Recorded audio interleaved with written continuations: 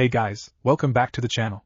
This is a story about what if Minato and Kushina raise Naruto naruhina. Before I start, please support for more amazing content, and do consider subscribing to my channel and share this video with your friends. This is written by adamalton and link in description and support writer. Let's start the video. Chapter 1. Lord Hokage Minato Namikaze sat in his office sipping tea as he stared out the window at Konoha. The fall air had turned cold and gloomy in the blink of an eye. Compared to the brilliant week prior, this week had the feeling of grim harbinger of a long, cold winter to come. Misty rain clung to the window pane as he noticed a familiar figure dressed in black approaching. Kakashi, one of his elite ANBU, approached like a shadow flitting between raindrops. Minato felt alternating pangs of relief and apprehension as the young ninja approached. Kakashi, one of his students before being ANBU, had been through a horrific roller coaster of losing his father to suicide and losing fellow student and love interest, Rin, over the past few years. Minato had considered reassigning Kakashi out of the ANBU when the retired third Hokage requested Minato let him serve as bodyguard to Kushina, Minato's pregnant wife. For the past 9 months, he had served with great distinction, protecting Kushina and the baby without so much as disturbing their shadow. The few scuffles that had happened were handled discreetly, and without any disruption to the otherwise normal pregnancy. He took another sip of tea. By the end of tonight, the arrangement would hopefully come to an end. No more bodyguards, no more secure locations, no more separations for security reasons. We can finally be family without the pain in the ass precautions. Minato's relief was short-lived. Tonight would be damn dangerous. Kushina was a living prison to Kyubi, the nine-tailed fox demon. Kushina was the most recent in a family line that had kept the fox demon imprisoned safely for years. Even with such ability, the act of giving birth would severely strain the seal holding Ninetails in place. Minato pushed his worries aside. The pregnancy was going fine. There had been no reports of strange or suspect activity anywhere in the village for weeks now. They had moved Kushina to a secure location outside the village with a full staff of midwives and a dedicated protection detail of ANBU. Nothing is going to happen. You're just nervous about being a daddy. Everyone gets like this the first time. Even Lord Hayashi looks like he's about to have kittens. The thought of the normally stone-faced head of the Hyuga clan pacing like a nervous wreck caused Minato to crack his first real smile all day. His old friend's young wife, Akemi, was due only a few months from now. Minato fondly remembered catching Hayashi as he fainted at the surprise reveal he and Kushina helped Akemi plan. Despite his best effort, he could feel his lips curl into a complete grin. Kakashi's arrival in the office brought him back to reality. Lord Hokage. He bowed, waiting for Minato to return the bow. Minato replied in kind, noticing that Kakashi only began to rise once he had fully completed the bow. Kakashi, for the millionth time, he started, "This is an informal assignment, no need for ANBU formality." Minato raised his hands as if calming a tailed beast. "You're practically going to be an uncle in a day or two." "More like a few hours, sir," Kakashi spoke breathlessly. The hairs on the back of his neck stood at attention. "My son is going to be born tonight." "In that case, I think it's about time for me close up shop and head over." "How is Kushina?" "First contraction started about the time I left. Too intense to be another false labor." "If you ever give up being ANBU," Minato laughed, "you could make a heck of a midwife." Even Kakashi cracked a smile at the joke. Both men had undergone birth training in the event Kushina went into labor suddenly. "Well, shall we get going then?"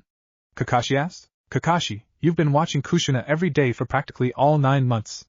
Nothing is going to happen," Minato exclaimed, feeling every bit reassured by his words. "Why don't you take the night off?" Shock stretched out on Kakashi's face. "Lord Hokage, are you sure that is?" Kakashi hesitated, clearly not trying to sound irreverent. "Wise? Kakashi, is there any reason the other ANBU on duty tonight can't provide adequate security on top of the protective seals already in place?" "No," he replied. "And has there been any suspect activity lately in the village?" Minato asked, confident the answer would be negative.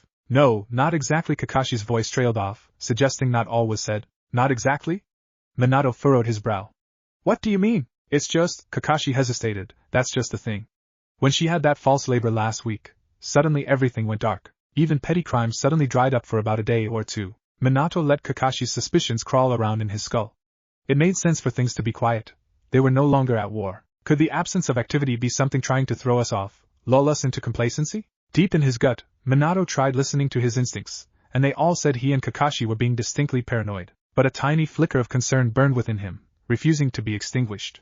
Minato wasn't sure why, but he felt the flash of something he'd never understand. In a blink, he saw himself and Kushina lying dead. Their son would grow up, never knowing them, and the specter of Ninetails hung over the image of his yet-to-be-born son. "Lord Minato, are you all right?" Kakashi's soft voice snapped him back to reality. However, the feeling in his chest remained, tightness. Minato's breathing became laborious, and there was a sharp pain like he'd been impaled through his stomach. "Lord Hokage!" Kakashi yelled, his eyes growing wide. As soon as it started, it ended. His breathing eased and the pain stopped. The cold terror haunting him from the vision remained. My god, am I going to die tonight? Is Kushina, Naruto? Minato looked back at Kakashi. Minato didn't believe in fate or predestiny. He also did not go back on his word, and he had promised to keep Kushina and their son safe in all circumstances. If I'm being alarmist, then I'll let Kakashi have the next week off. You know something, you're right, he regained his composure. Maybe an extra set of eyes on Overwatch is a good idea. If you're not comfortable, Kakashi raised his hands in surrender. No, if there is even a remote chance you are right, then their best chance at attacking any of us will be in a few hours, when she can't fight back, and I may be unable to as well. Attacking the enemy when he is weakest, Kakashi nodded. It's what I do. That's comforting. Look, if we're wrong, I'll give you an extended leave, Minato said. And if I'm right? Kakashi asked gravely. Then we do our best. Minato nodded. It's all we can do. A ninja never gives up. Minato walked to the coat rack near the door. Come on, we have a baby to deliver. Chapter 2. Kakashi found himself a high vantage point in a tree that offered a clear view of the safe house and surrounding area. No one could approach on foot without being seen. Everything lay still, almost supernaturally so. A sudden gust of cold autumn wind chilled Cut like a shuriken.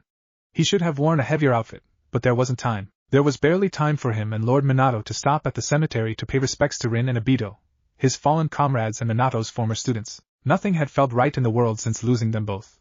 Kakashi still had nightmares daily, watching Obito crushed under a boulder, Rin expiring in his arms. All the while, his father offered him a sword, a way out. Had Minato not offered this assignment, he expected his landlord would have found him one morning, impaled through the abdomen with a sword.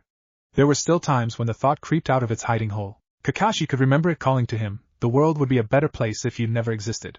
Rin and Obito would still be here and happy. You can still make up for it by dying. Kakashi shook his head violently against the horrific train of thought. Damn it to hell, not again, not tonight. Kakashi refocused. There damn well could be someone out there right now, watching him. Maybe someone was spying a gap in their armor, looking for a way to kill Minato, or Kushina, or the baby, or hell, even Lord Third's wife. Keep your cool, they are depending on you. You know something is up. He again surveyed the surrounding area. A half-dozen ANBU were walking the grounds, all highly trained ninja. Each one fully capable of guarding life or taking it. Kakashi didn't like they were out in the open, their presence announced. A true ninja hid in shadow and struck from the shadow. Even on night patrol, it was unwise to be in the open. Darkness offered only so much concealment. 1,000 times since arriving at this location this morning he had run this scenario. The only cover a potential assailant could reliably use was the nearby woods. This tree was at the edge of it. To even get close to the compound without openly announcing yourself, you had to sneak through here. Unless you were insanely powerful, it was akin to attempted suicide for any one person to take on 6 ABU. Even if you survived a frontal assault, it would alert Lord Minato. By all accounts, taking him on in an open one-on-one battle was suicide. During the war, the enemy had issued a flee-on-sight warning. Minato had been so powerful. No man could kill him in a straight-up fight. However, distract him and attack from the shadows, and even Lord Fourth is only flesh and blood. Kakashi couldn't think of any circumstance more distracting than having a wife in labor, and needing to reseal a tailed beast inside her the second it was over. Minato is in for a very, very long night. For long hours, nothing happened. At first, he heard a highly unpleasant sound coming from the house, but Kakashi quickly deduced it was Kushina suffering from labor pain. The contractions sounded like they were getting closer. Pretty soon, she'd be pushing with all her might, and the next generation of ninja would soon enter the world. Something made Kakashi's left eye burn, searing hot discomfort. The Sharingan Obito had gifted him in his last moments of life had never activated on its own, not without extreme provocation. This was something he had never experienced, or even heard of. When he was able to focus again, Kakashi noticed a most disturbing sight. 2 of the 6 ANBU guarding the house were face down in the dirt, large pools of blood expanding beneath them. Not possible! Another 2 of the elite ninjas rushed toward their fallen comrades. He didn't know why, but Kakashi resisted the urge to jump into the fray. A brief flash of something crossed his vision, and the 2 collapsed to the ground dead. The remaining 2 remained at their posts, adopting defensive stances. The one left of the back door went rigid and fell forward, a large shuriken sticking out of his back. The last one turned in horror toward his dead comrade. A shadowy figure materialized in the ninja's face, slashing a silvery sword across the man's neck. The last guard's head rolled backward as the man's body fell forward. Kakashi saw the hellish demon materialize from shadow.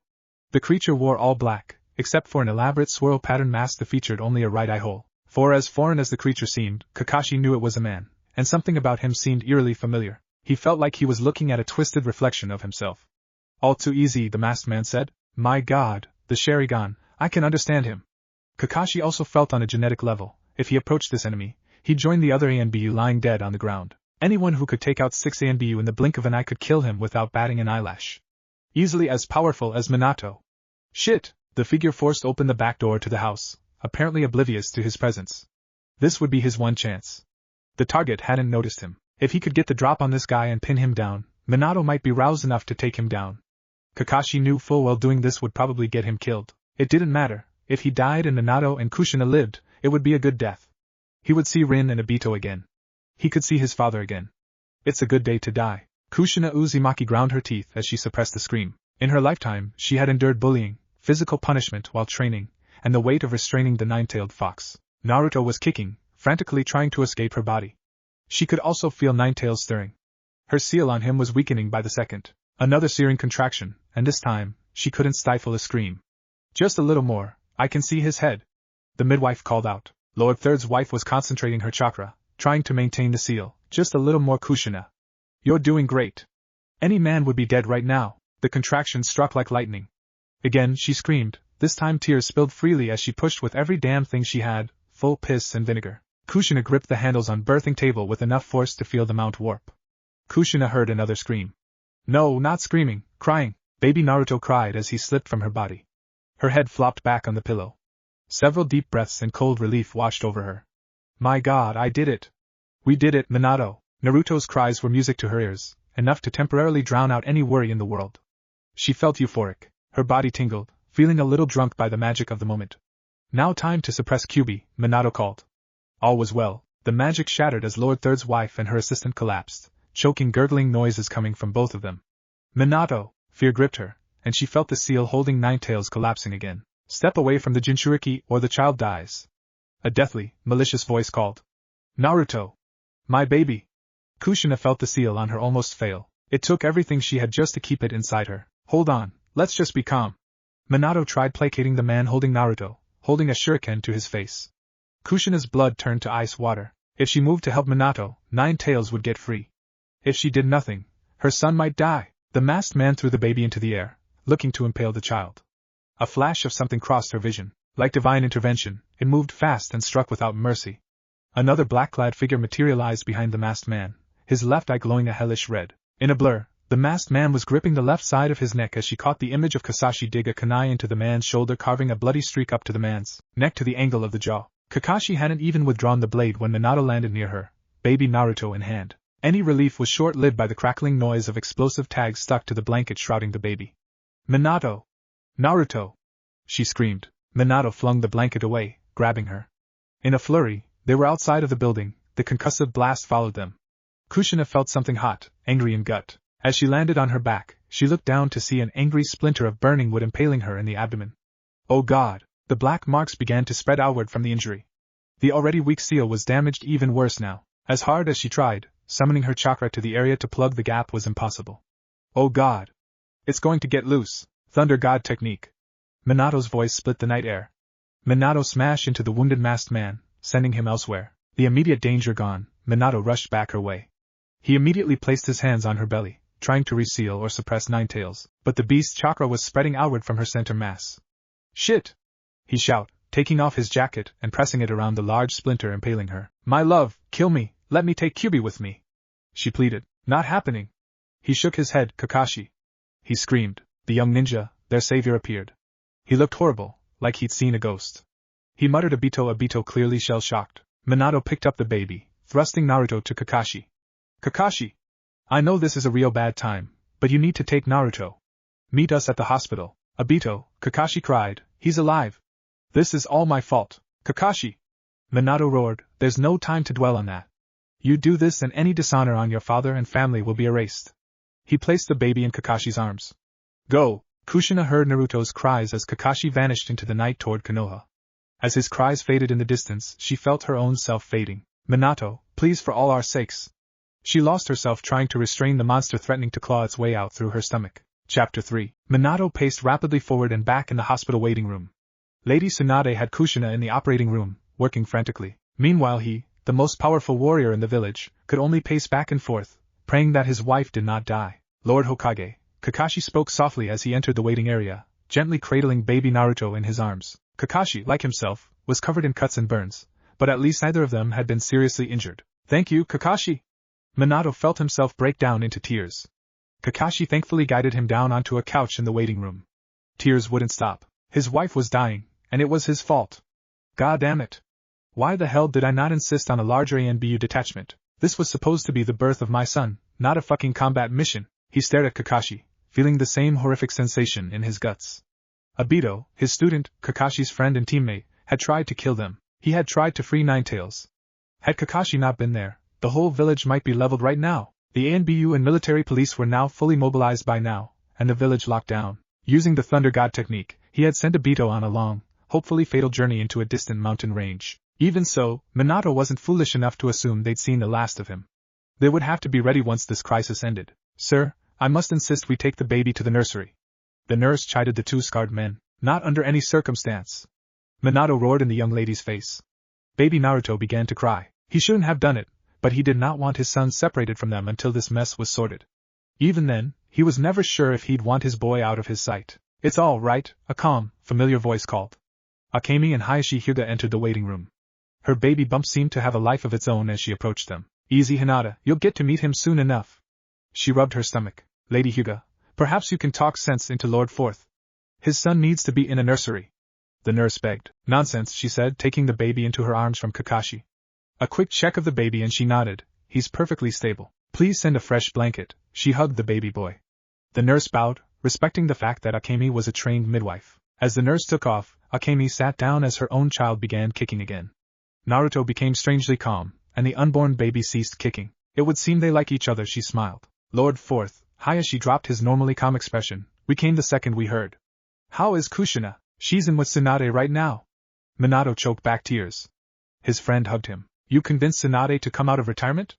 Hayashi said, amazed. She said she couldn't let her cousin die, especially not with her son just having been born. Minato cleared snot and tears.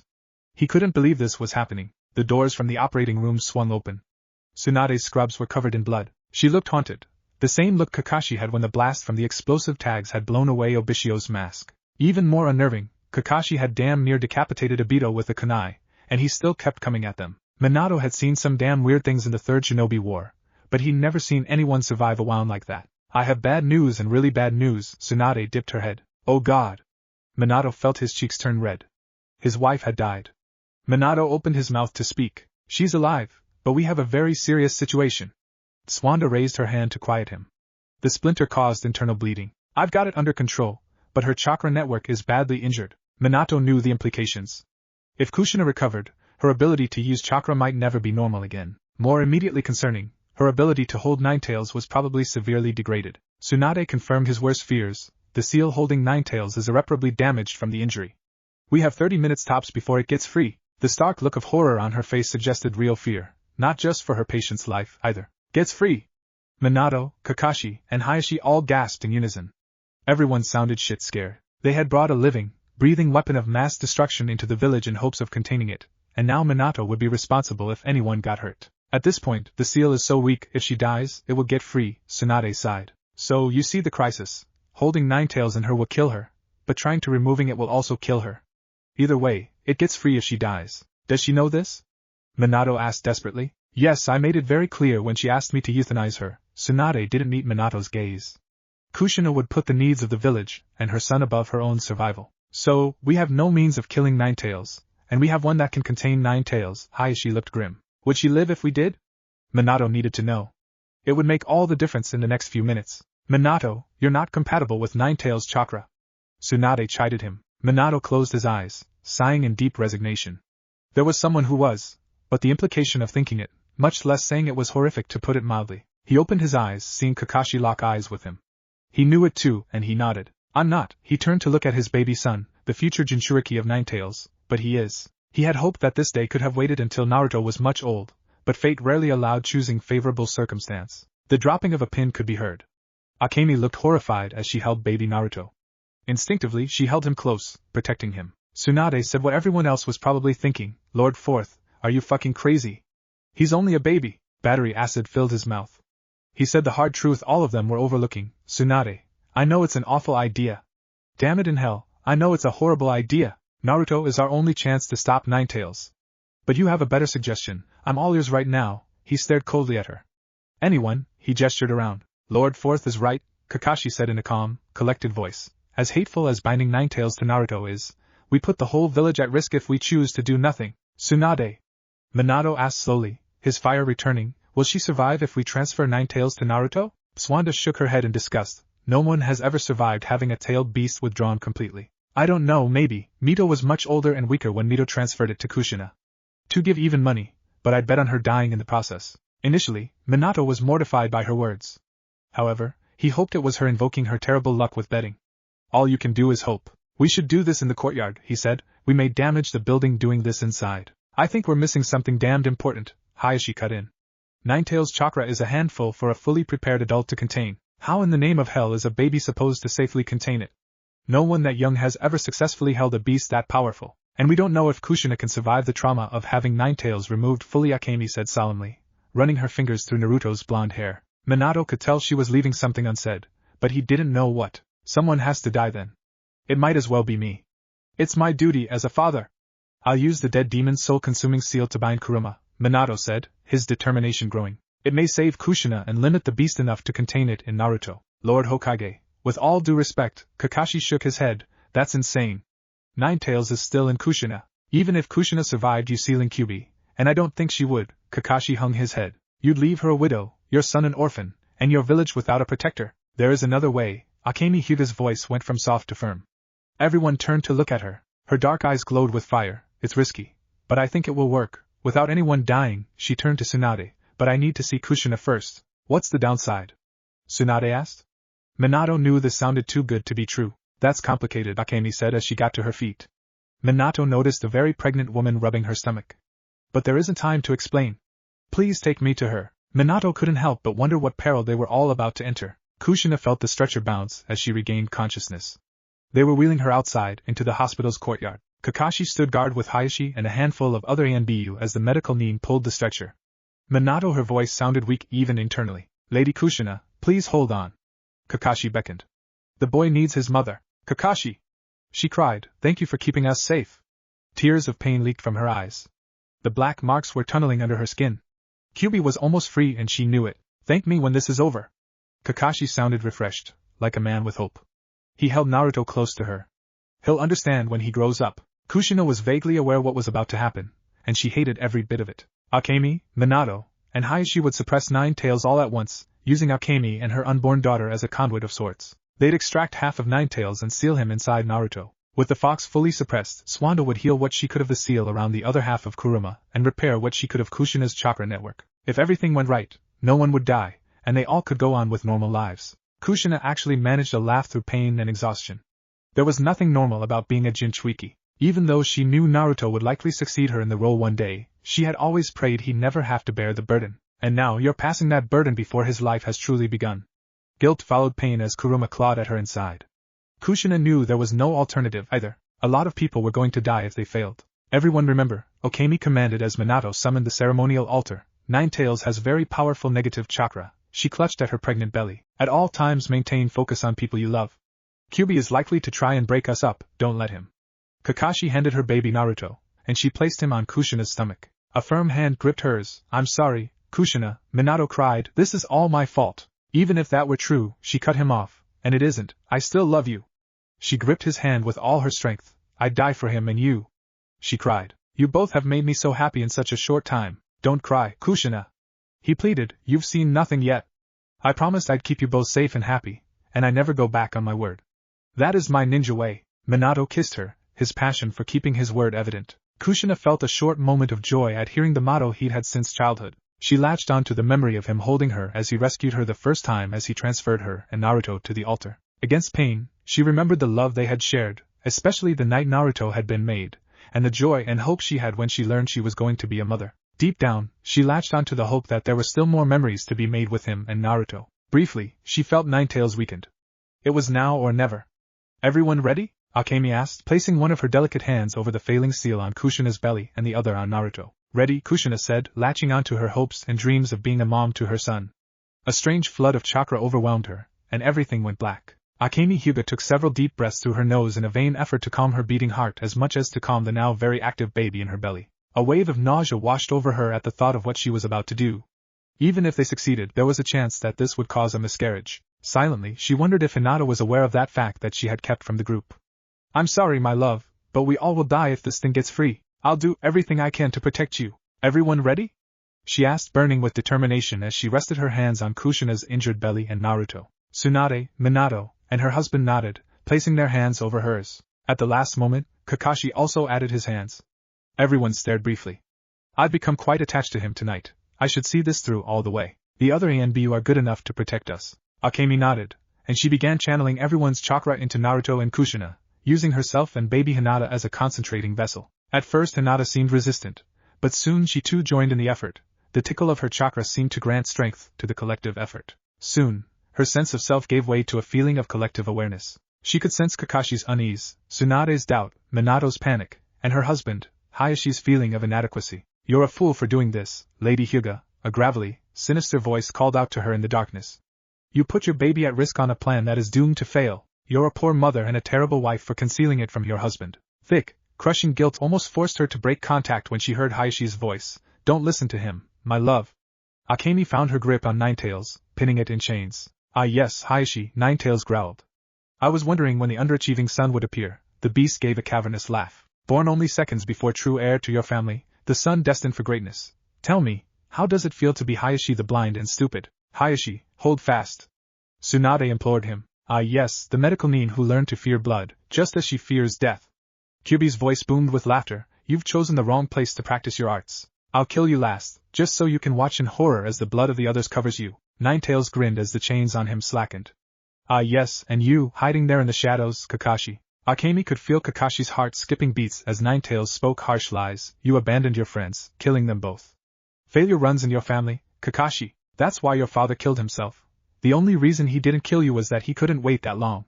Akemi felt the group faltering, as was her hold on Ninetales. Damn it, trying picking on someone half your size. Minato called through her bravely. Akemi tapped into the bonds holding Ninetales. Feral rage radiated off him like a malevolent fire. You!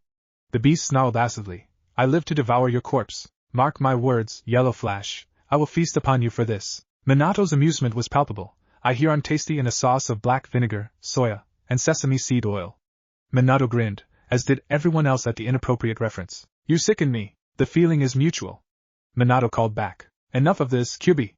Akemi exerted the strength of the group back into the chains. The bond snapped taut, restraining the beast. Kushina may not be able to hold you, nor Naruto by himself, but mother and son together can. Do you really expect a child to hold me forever? Kurama roared. Nothing lasts forever. Akemi rubbed her stomach. It only has to last long enough. With titanic effort, Akemi began drawing off Ninetales' chakra through her and Hinata and into Naruto. For a long moment, she ease of the task fooled herself into thinking this would work without complication. As she felt Minato seal the one half into Naruto, she realized she had gravely miscalculated the situation. The seal holding this half of Kurama began to crumble again. Lady Tsudan and Kakashi jumped in with all their might to keep the foundation holding the seal in place from crumbling, but it wouldn't be enough. Too much of the beast's chakra was still present, and Naruto could safely hold no more. Crap! We're in real trouble here. Kyubi began laughing again, yanking at the chains binding him. Did you think even such a weak vessel could hold even half of me? Akemi and the others shared a moment of panic. They'd failed Kushina and their village. Everyone was going to die because of her hubris. Oh my God! I'm sorry everyone. I'm sorry Hinata. As the chains began to slacken, something unexpected occurred. Ninetales began to weaken, shrinking. What? It cried out, alarmed. What sorcery is this? Akemi for a moment couldn't make sense of it, either. The chakra was draining from Ninetales, but she couldn't tell where it was going. A strange, light flitting in the pit of her stomach gave her the answer. Oh my God, Hinata! Her unborn daughter was absorbing Ninetales, like a hungry fetus feeding on the chakra from its mother. Akemi froze, uncertain if she should fight the flow or work with her unborn daughter. She chose the latter, shunting the feral chakra toward the unadulterated chakra of new life. Far from corrupting the small ember of purple-blue chakra, Kuruma's orange chakra grew the small ember to an unfathomable size for someone so small. The restraints solidified around Ninetales. It's working! Akemi yelled. Good baby, you've done well today. She rubbed her stomach, feeling Hinata kick gently. Akemi closed her eyes, knowing the task was done imperfect, but much better than it could have. When she opened them, dawn was peeking through the clouds, and the rest of the group lay passed out on ground around Kushina. Alarm was overcome by exhaustion. Limbs and eyelids suddenly weighed down like they were shaped from marble. Hinata continued kicking, probably the only one of them still with any level of energy. Before exhaustion took her, Akemi saw Kushina holding her baby son, her belly moving up and down as she breathed. Akemi smiled one last time before passing out. Chapter 4. Kakashi Hatake watched over Minato, gently bouncing a smiling baby Naruto in his arms. "Hey, little guy," he said in a tone he never thought he could find, "that's your daddy sleeping over there." Holding this child, knowing he had helped bring him into the world, was a reward all its own. For a moment, the hole left by father, Obito, and Rin was filled in. Kakashi was not naive enough to expect it to last forever, but he had every intention of making it last as long as he could. Minato finally began to stir in his hospital bed. "Daddy's waking up," he gently bounced Naruto to the baby's delight. "Let's go say hi." The fourth Hokage opened his blue eyes, straining against the light of the room. "Oh God, what day is it?" He groaned and covered his eyes with his left forearm. "October 12th, you've been out since dawn yesterday," Kakashi replied cheerfully. Normally he did not enjoy tormenting his former instructor, but things right now felt so good he couldn't help himself. October 12th. Minato shot upright in the hospital bed. The past few days of nightmares seemed to finally catch up with him. "Kushina. Naruto," he gasped, clearly not recognizing his own son in Kakashi's arms. "Relax," he said, putting a hand on the man's chest. "Your boy is just fine. In fact, Kushina sent me with him." He paused to hold out Naruto for a visit. He handed Minato his son. The boy took an instant shine to his father. "Hi there," he said gently, "I'm your daddy. I see you already met Uncle Kakashi." The baby's expression glowed. Minato checked the boy's belly. "It would be too good to be true that I just fainted during the delivery, and the last 2 days were horrible nightmares," he sighed. "We can't always get what we want," Kakashi shrugged. "What about the others?" Minato became apprehensive. "Everyone is fine. We were all exhausted. You were almost as bad as Kushina," Kakashi explained. He pulled up a chair next to the bed. "How is she?" he asked, clearly fearful. "She'll need time, but she'll make a full recovery." Lady Tsunade's voice caused both men to turn to face the door. "Lord Third has been running things in your absence." "Akemi? Hayashi?" Minato asked. "Both alive and well, despite the complicated nature of what happened." Tsunade hugged herself. "What exactly happened?" Kakashi asked. "I don't know, I really don't," she said. "For all we know about chakra and how it works, I'm truly baffled how your son could contain in half of 9 tails. I don't even know how Akemi's child is holding a quarter of it." "A full quarter?" Minato sounded alarmed. "The seal refused to hold even after we weakened the beast. We thought for sure we had lost, but..." Tsunade dipped her head. For some reason, Hinata began absorbing Kyuubi's chakra. Tsunade began to cry gently. "I've never witnessed anything like it. It was the closest thing I could think to a miracle happening." "Now don't get all teary-eyed, cousin," a familiar, wild voice came from the doorway. Kushina steadied herself with a walker as she entered the room. Her beautiful red hair flew wildly about. Even unkempt, she made his breathing stop. "Kushina." Minato rose up again only for Kakashi to have to steady him to his feet. "Easy, Lord Hokage." "Kakashi, how many times do I have to tell you?" Minato began in a winded voice. "It's Minato, just like how he'll know you as Uncle Kakashi." Kushina hobbled close to embrace her husband and son. Even Kakashi felt small tears of joy at the occasion. "Before you two do something regrettable," Swanda broke the moment, "I do have some bad news." "Bad news?"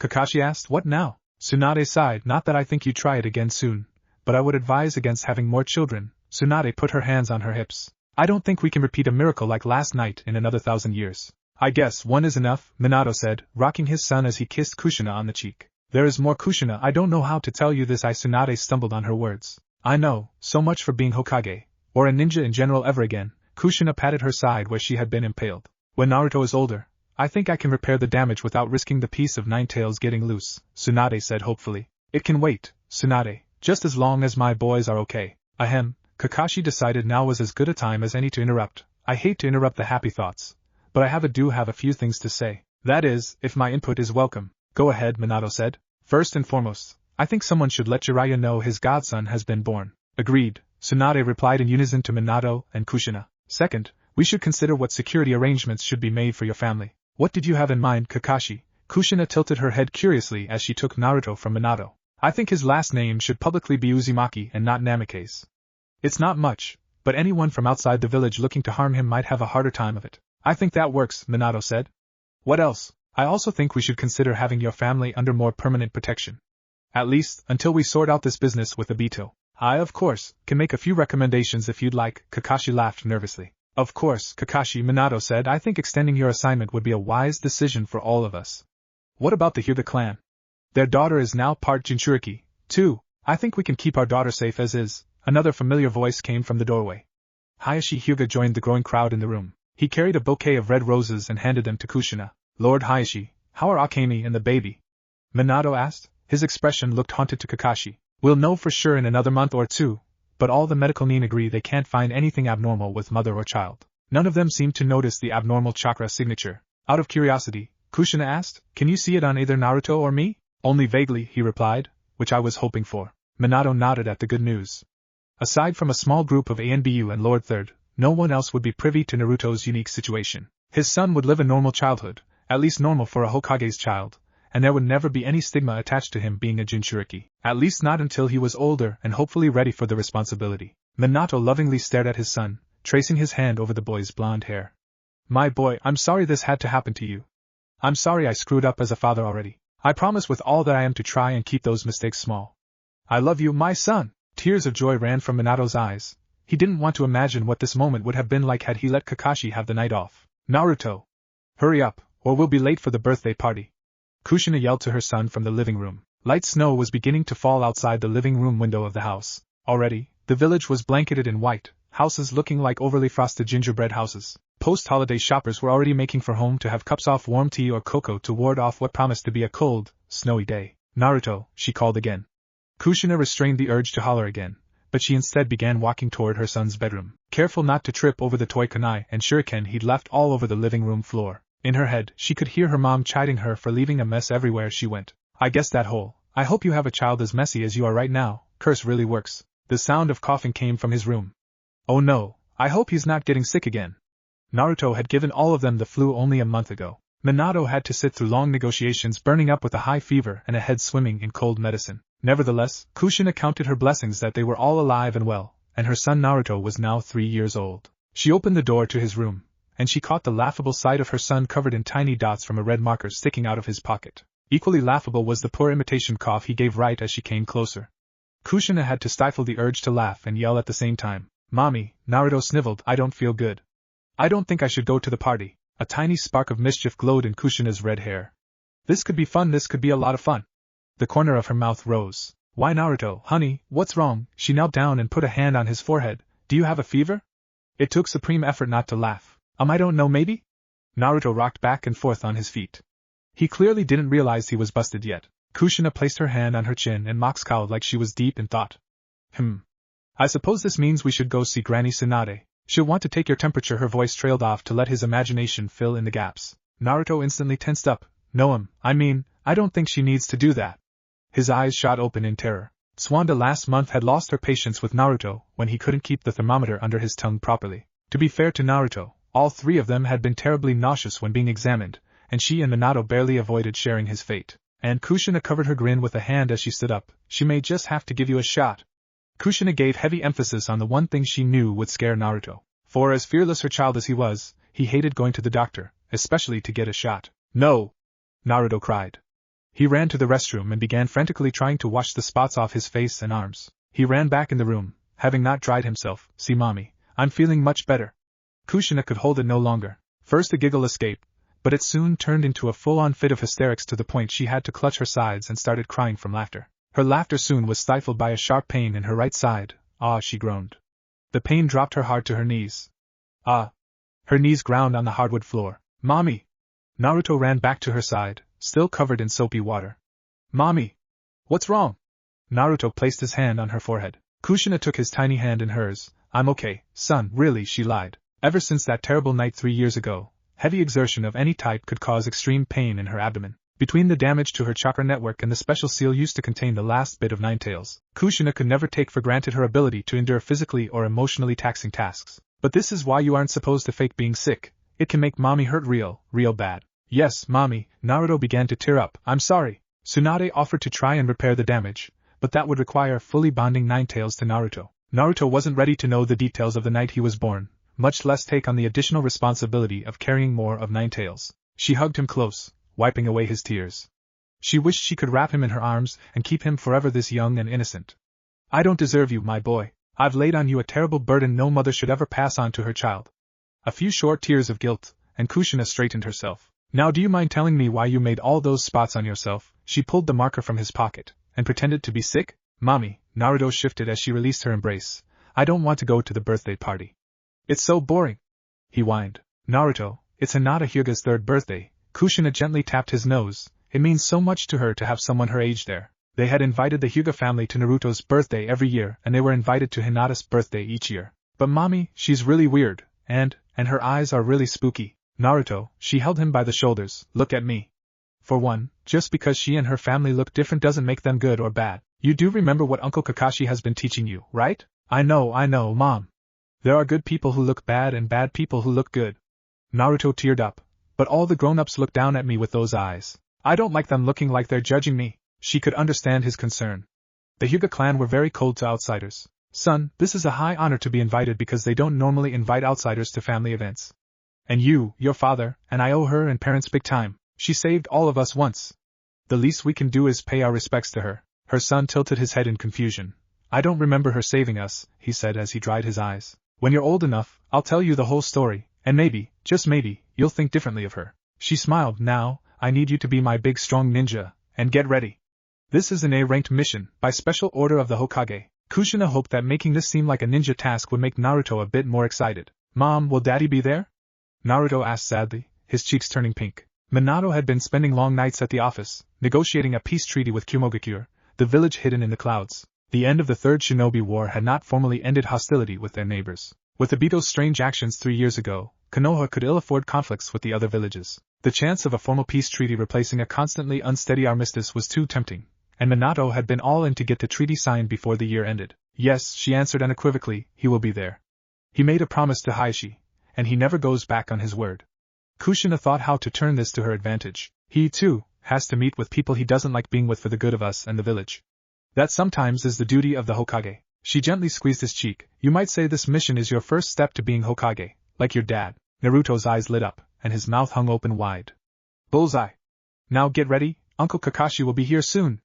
The doorbell rang on cue, and Kushina let Kakashi in while Naruto quickly changed into his more formal set of robes. While dressy on the outside, the traditional-looking black robes had a black sweatsuit underneath, and even the kids wanted to play in a less formal setting. Lady Kushina, Kakashi bowed, and Lord Naruto, he rose. Uncle Kakashi.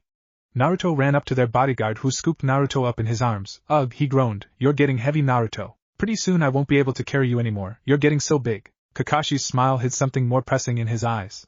What's up, Kakashi? Kushina asked. Lord Fourth requests you and I join him. Immediately, he said grimly. Naruto, she said as Kakashi set him down, go get your things, and we'll leave. He hurried back to his room. Has something happened? Kushina furrowed her brow as she asked Kakashi. Negotiations are ongoing. Kakashi evaded the question. They've stalled, haven't they? She asked, letting out a sigh. For the last week, there had been several instances where the other side simply walked away after some level of apparent progress. They were stalling, but no one knew for what. It's not that bad this time, it's just the chief negotiator has not shown up, and his signature is required for the treaty to be valid. Kakashi nodded. So, they have agreed to the treaty? She felt a strange mix of hope and apprehension in her guts. Yes, but something is off, he replied. Minato requests we join him at the Hokage's office after we drop Naruto at the party. He didn't want either of you in the open and unguarded, but he also didn't want Naruto to miss the party either. Kakashi. Kushina felt a pang of uncertainty in her stomach. Are you sure it's wise to leave him unguarded if something is up? I just don't know if I feel safe letting him out of my sight. Even though her connection with Ninetales was largely a partition, she could still feel him inside her, filling her with doubt and fear. She could no longer draw on his chakra for strength, and her own chakra was tied up, keeping him sealed until the day came to move him along. Kushina, we've been through this. Kakashi bowed his head. At some point, we are going to have to leave his supervision to others. He starts preschool this spring, and he starts at the academy in another 2 years. If he doesn't learn now, then when? Kakashi shrugged. Besides, he's going to be in the Hyuga compound with a group of people that can see all things around them. How much trouble could he get into? He laughed nervously. He's my son, Kakashi, she said. I don't like thinking of that rhetorical question when it comes to what might happen with him. She rubbed her stomach against a mild pain. Am I really holding him back? Am I smothering him by not letting him go? Kushina took a deep breath to calm her nerves. All right, we'll drop him off. But once this is over, all three of us are going to the party to make up for this. She, too, had promised Akemi, Hayashi, and Hinata, and she did not go back on her word. Naruto would be fine on his own this time. It was just a third birthday party. Nothing bad was going to happen. Chapter 5. Snow crunched under Naruto's boots as they approached the snow-encrusted Hyuga compound. The building stood imposing and unfriendly in one of the more exclusive neighborhoods of Konoha. The gate guard took their invitations and their IDs, verified they were who they said they were, and returned their documents without so much as a smile. As uncomfortable as taking the silver bullet might have been, Naruto thought seeing his godmother at the hospital would have been preferable to the greeting they received from the guard. Naruto began to wish he'd insisted on Mom taking him to Granny Tsunade once inside the party. Everyone in the main hall was an adult, and even the central courtyard, decorated for the birthday and winter holidays, was full of adults, not one kid in sight. I should have listened to Sasuke and Itachi and licked my palms and not gone for the fake chicken pox routine. Sadly, Mom seemed too smart to fall for any of their tricks. If he didn't know better, he'd swear she'd used them all before. Kushina, Naruto, Kakashi. Akemi Hyuga approached with her arms spread wide. Auntie Akemi wore a dark blue robe tied with shiny black silk sash across the waist. She wrapped Mom and Kakashi in a massive hug. She then approached him. Oh my, Naruto, she pinched his cheek gently. Each year I swear you get more and more handsome. She knelt down to hug him. Auntie Akemi. Naruto whined. I'm getting too big for hugs. Oh, you're never too big for hugs. She released him. Oh, Hinata. Niji. Naruto is here. She hollered cheerfully over the hum of meaningless background conversations. Hinata's father, Hinata, and her cousin Niji approached. Niji smiled with soft features. His robes were white with a scarlet belt tied immaculately at the waist. He looked like a model Naruto had seen in one of Mom's clothing catalogs. Hinata was tucked behind her father, clinging to him like he was a shield. She looked uncomfortable, almost scared. Naruto didn't blame her. The rest of the party were all stuffy-looking grown-ups. The next youngest person here was an academy graduate, at least 12 or 13. No kid would want this kind of a birthday party. In a small way, he understood why his mom was dropping him off here. Hinata needed a friend. Hi, he said shyly with a wave. Hinata's eyes widened, and she bowed politely toward him. For the first time, he really looked into her pale purple Byakugan eyes. After not seeing her for a year, the eyes no longer made him scared. The rest of her face was soft, friendly. Kakashi had always told him that the eyes were the window to the soul, but the rest of the face was window to someone's true intentions. Uncle Hishi looked stern the way Dad did the few times he acted out or got in trouble pulling pranks with Sasuke. Auntie Akemi looked soft and curious, like she was thinking of something far away. Mom on the other hand looked like she was trying to hide something that was making her sad. Mommy, he said, are you okay? I'm fine, sweetheart, she said as she knelt to him. Uncle Kakashi and I have to go like we talked about, but we will be back. She smiled, trying to hide something he couldn't identify, and I will be sure that Daddy is with us. Without warning, she wrapped him in a tight hug. You be on your best behavior while we're gone, and you have fun with Hinata and Niji. I love you, so much. She gently rocked him back and forth. She released him, and she and Kakashi left him. As much as it normally felt good to hug Mom, something about this made him feel scared. Naruto started to regret the training Kakashi had started with him since his birthday a little over a month ago. Kakashi called it anti-kidnapping training. Kakashi would quiz him on things that made no sense, ways to spot a police officer versus someone pretending to be one, how to escape having your hands tied, how to spot someone following you in a crowd, and so much more. While it was normally fun, now he didn't like the fact that he was always scanning his surroundings for bad people trying to hurt him. Lighten up, the buffet getting set up smells great, and everyone here is familiar. Mom and Uncle Kakashi wouldn't leave you here if there were bad people here. Na Naruto-kun, Hinata's voice squeaked slightly as she spoke. Her cheeks were bright red, clearly embarrassed or nervous. Would you like to join Niji and me for some games in my room for a while? Dinner won't be served for another hour. Sure, he said, offering her his hand. Lead the way. Hinata had never been so glad to see another kid, especially Naruto. From what little she remembered of last year's party, it had been little more than her being paraded around in front of grown-ups all day and night. She didn't like it then, and she didn't like it now. Too many people made her scared. She felt like an animal in a zoo being ogled by stuffy guests. About the only fond memory she had of the party was some of Naruto's antics that turned into an impromptu game of hide and seek. This year, Father agreed that Naruto, Niji, and she could play on their own until dinner started on the condition that she would not be so shy among the adults when dinner came. Mother had set up several games in her room: ring toss, bucket ball toss, pin the kunai on the ninja, and a flag belt for playing capture the flag tag. It was a price worthy paying. With just the three of them, in her safe space, she finally felt herself enjoying her birthday. Even better, Naruto's arrival meant they could actually play most of the games with some level of competition. Niji for sure would dominate her if it was just the two of them. They began with a game of bucket ball toss, setting the increasingly small buckets spaced out in a row and trying to get a bouncing ball to stay in the bucket. Hinata proved surprisingly better than Niji or Naruto. After 3 rounds of play, Naruto and Niji could only reliably get the ball to stay in the second bucket, and only once got it to stay in the third. Hinata, on the other hand, managed to get it in fourth bucket twice and the third bucket once. Crowned the winner, she chose the next game, pin the kunai on the ninja. The game was simple yet challenging. A poster of a ninja was taped to her bedroom wall. They'd each take turns trying to stick a paper kunai in the right or left hand of the poster while blindfolded. Remember, no Byakugan, that's cheating. She reminded Niji. Same goes to you, birthday girl, he laughed. How about we let Naruto go first? Naruto let her blindfold him and spin him in place one time. Naruto walked unsteady as a newborn deer for a moment, but he did catch his balance. For a long moment, he paused, uncertain if he was facing the right way. He was actually slanted toward the corner if he walked straight. Hinata eyed him curiously as he felt around on the floor with his toes, and he began to smell the air. He turned more on target than he had been. Hey, is that bulgogi and fried rice I smell? Yup, Hinata replied excitedly. Her tummy rumbled on cue.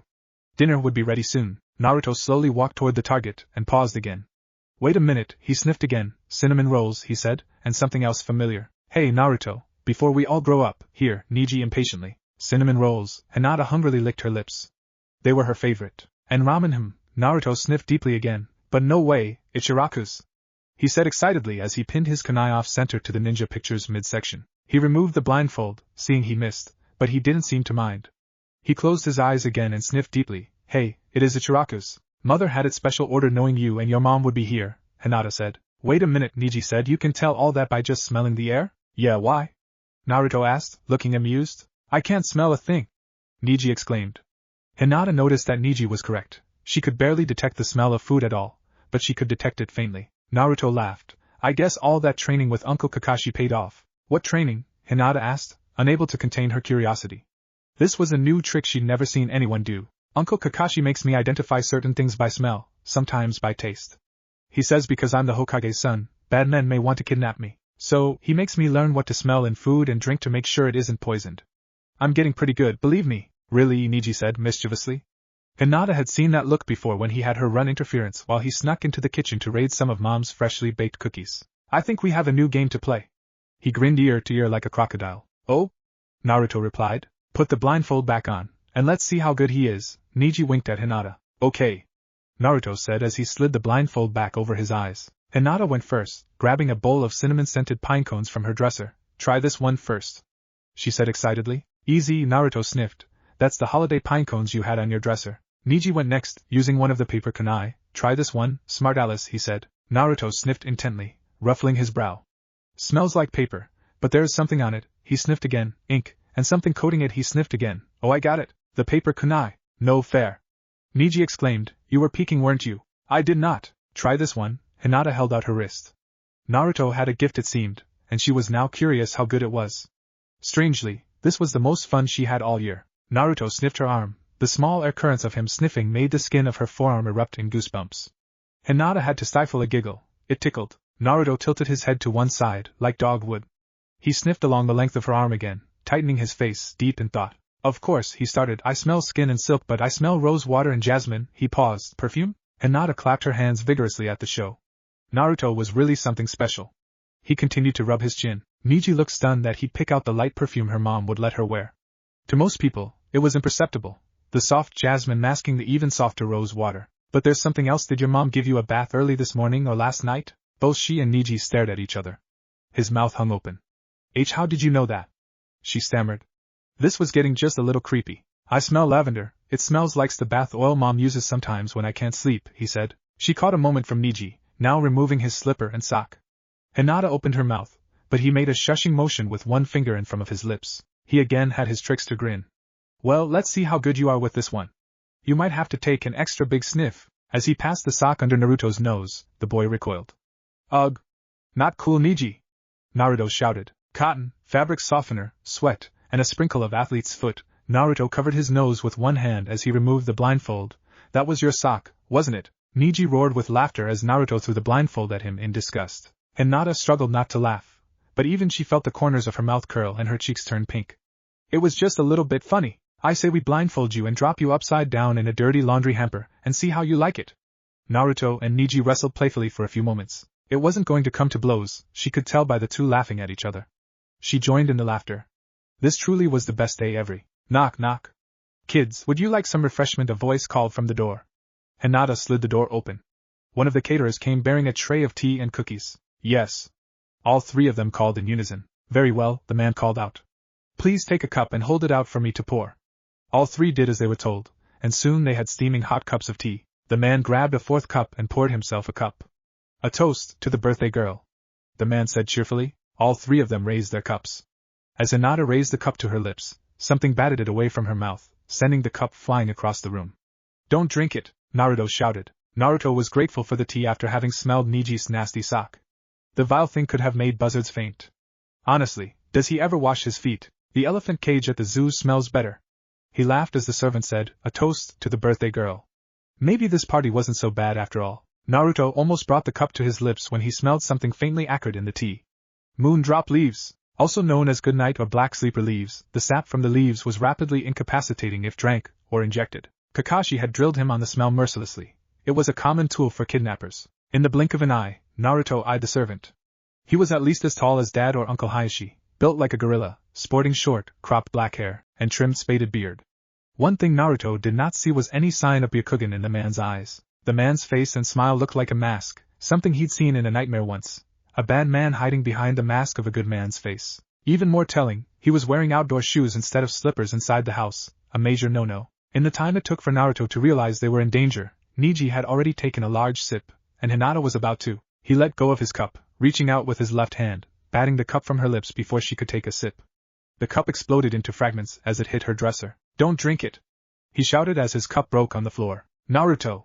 Neji choked on his drink. "What's gotten into you?" he yelled indignantly. Naruto ignored him, putting himself between the big man and Hinata. "Who are you? Who sent you?" he yelled, hoping an adult would hear the commotion. The man replied with a sinister look. "Just a caterer, coming to serve tea to some naughty kids, apparently." The man tried sounding indignant, but Naruto could hear amusement. "And Naruto-kun, he's just a servant, I'm sure." Hinata sounded worried, like she was going to get in trouble for what he'd done. He knew in his heart that this man was dangerous. If so, he didn't take his eyes off the man. Why doesn't he have any Byakugan? Naruto pointed a sharp finger at the man's eyes. "Relax," Neji said, Naruto picking up the slightest slur in his speech. Not all the stuff in Neji's eyes shot open in a horrific moment of realization. He began swaying, his eyes closed, and he fell forward to the ground. "Neji!" Hinata squealed. "Enough of this shit." The man threw the tray at Naruto. He barely got his arms up to block, but it still hurt when it hit. Bruises were forming on his forearms. The man kicked him solidly, hurling him into the wall with a thud. Stars exploded in front of Naruto's eyes. He felt dizzy, like he was about to throw up. "Naruto!" Hinata screamed. The man covered her mouth, but she managed to get her teeth into his right thumb web.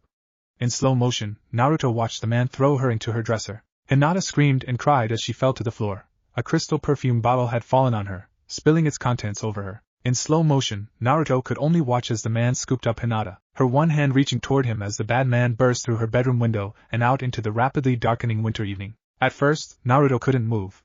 Everything hurt.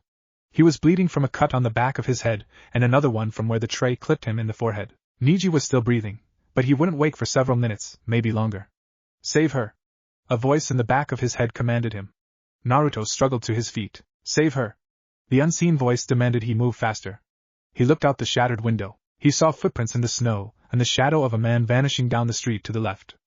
Somebody help!" Naruto screamed with all his might as he heard the rush of adults approaching. Chapter 6. Naruto began to shrug off the dizziness when the first adults arrived. Hizashi, Neji's father, was the first to enter, followed by several clan guards. "Neji!" the man yelled as he ran to his son. Hayashi and Akemi soon entered the room. For a moment, they both stood frozen in horror at the horrific sight. Naruto could feel blood running down his face, chilling him as badly as the cold air blasting in through the shattered window. Summoning his strength, Naruto pointed out the window. He took Hinata. Hayashi rushed to the remains of the window, sticking his head out. "There's a trail." He turned to his twin brother, Hizashi. "Go, we'll take care of Neji." An exchange of some type happened between the two. Naruto wasn't sure what, but whatever it was, it made Hayashi's normally cold face turn into one that was begging, pleading for help. Hizashi nodded, stood up, and ran to the gaping hole, jumping through and landing in the snow. The two other guards followed. The men sprinted into the dark, following the trail of footprints in the snow. "Wrong way. They're going to wrong way." Naruto didn't know how he knew it, but he felt with every fiber of his body. The bad man had gotten into this house without any grown-up being any the wiser. He has somehow snuck through the house, passing himself off as a servant to deliver tea to the three of them. He knew he wouldn't have gotten out the front gate with Hinata. The footprints had to be another trick. "Wrong way," Naruto muttered the thought aloud. "They're going the wrong way." Naruto, and Akemi's voice sounded calming, but they needed to be anything but calm right now. If they stayed calm, the bad man would get away with Hinata. "They're going the wrong way," he yelled. "Naruto, you're injured, and you're confused," Akemi tried to calm him. "You need to hold still so I can check that head wound. Save her. Go." Naruto didn't know why he listened to the voice in his head over Aunt Akemi, but he took off through the gaping window. Gravity took hold of him like a demon, but several inches of powdery snow cushioned his landing. "Naruto!" He heard Akemi and Hayashi yell. "Come back!" Before he could say anything, Naruto took a deep breath through his nose. The air carried the smell of sweat, tears, panic, and rose water with jasmine. Naruto took off running in the direction opposite the footprints.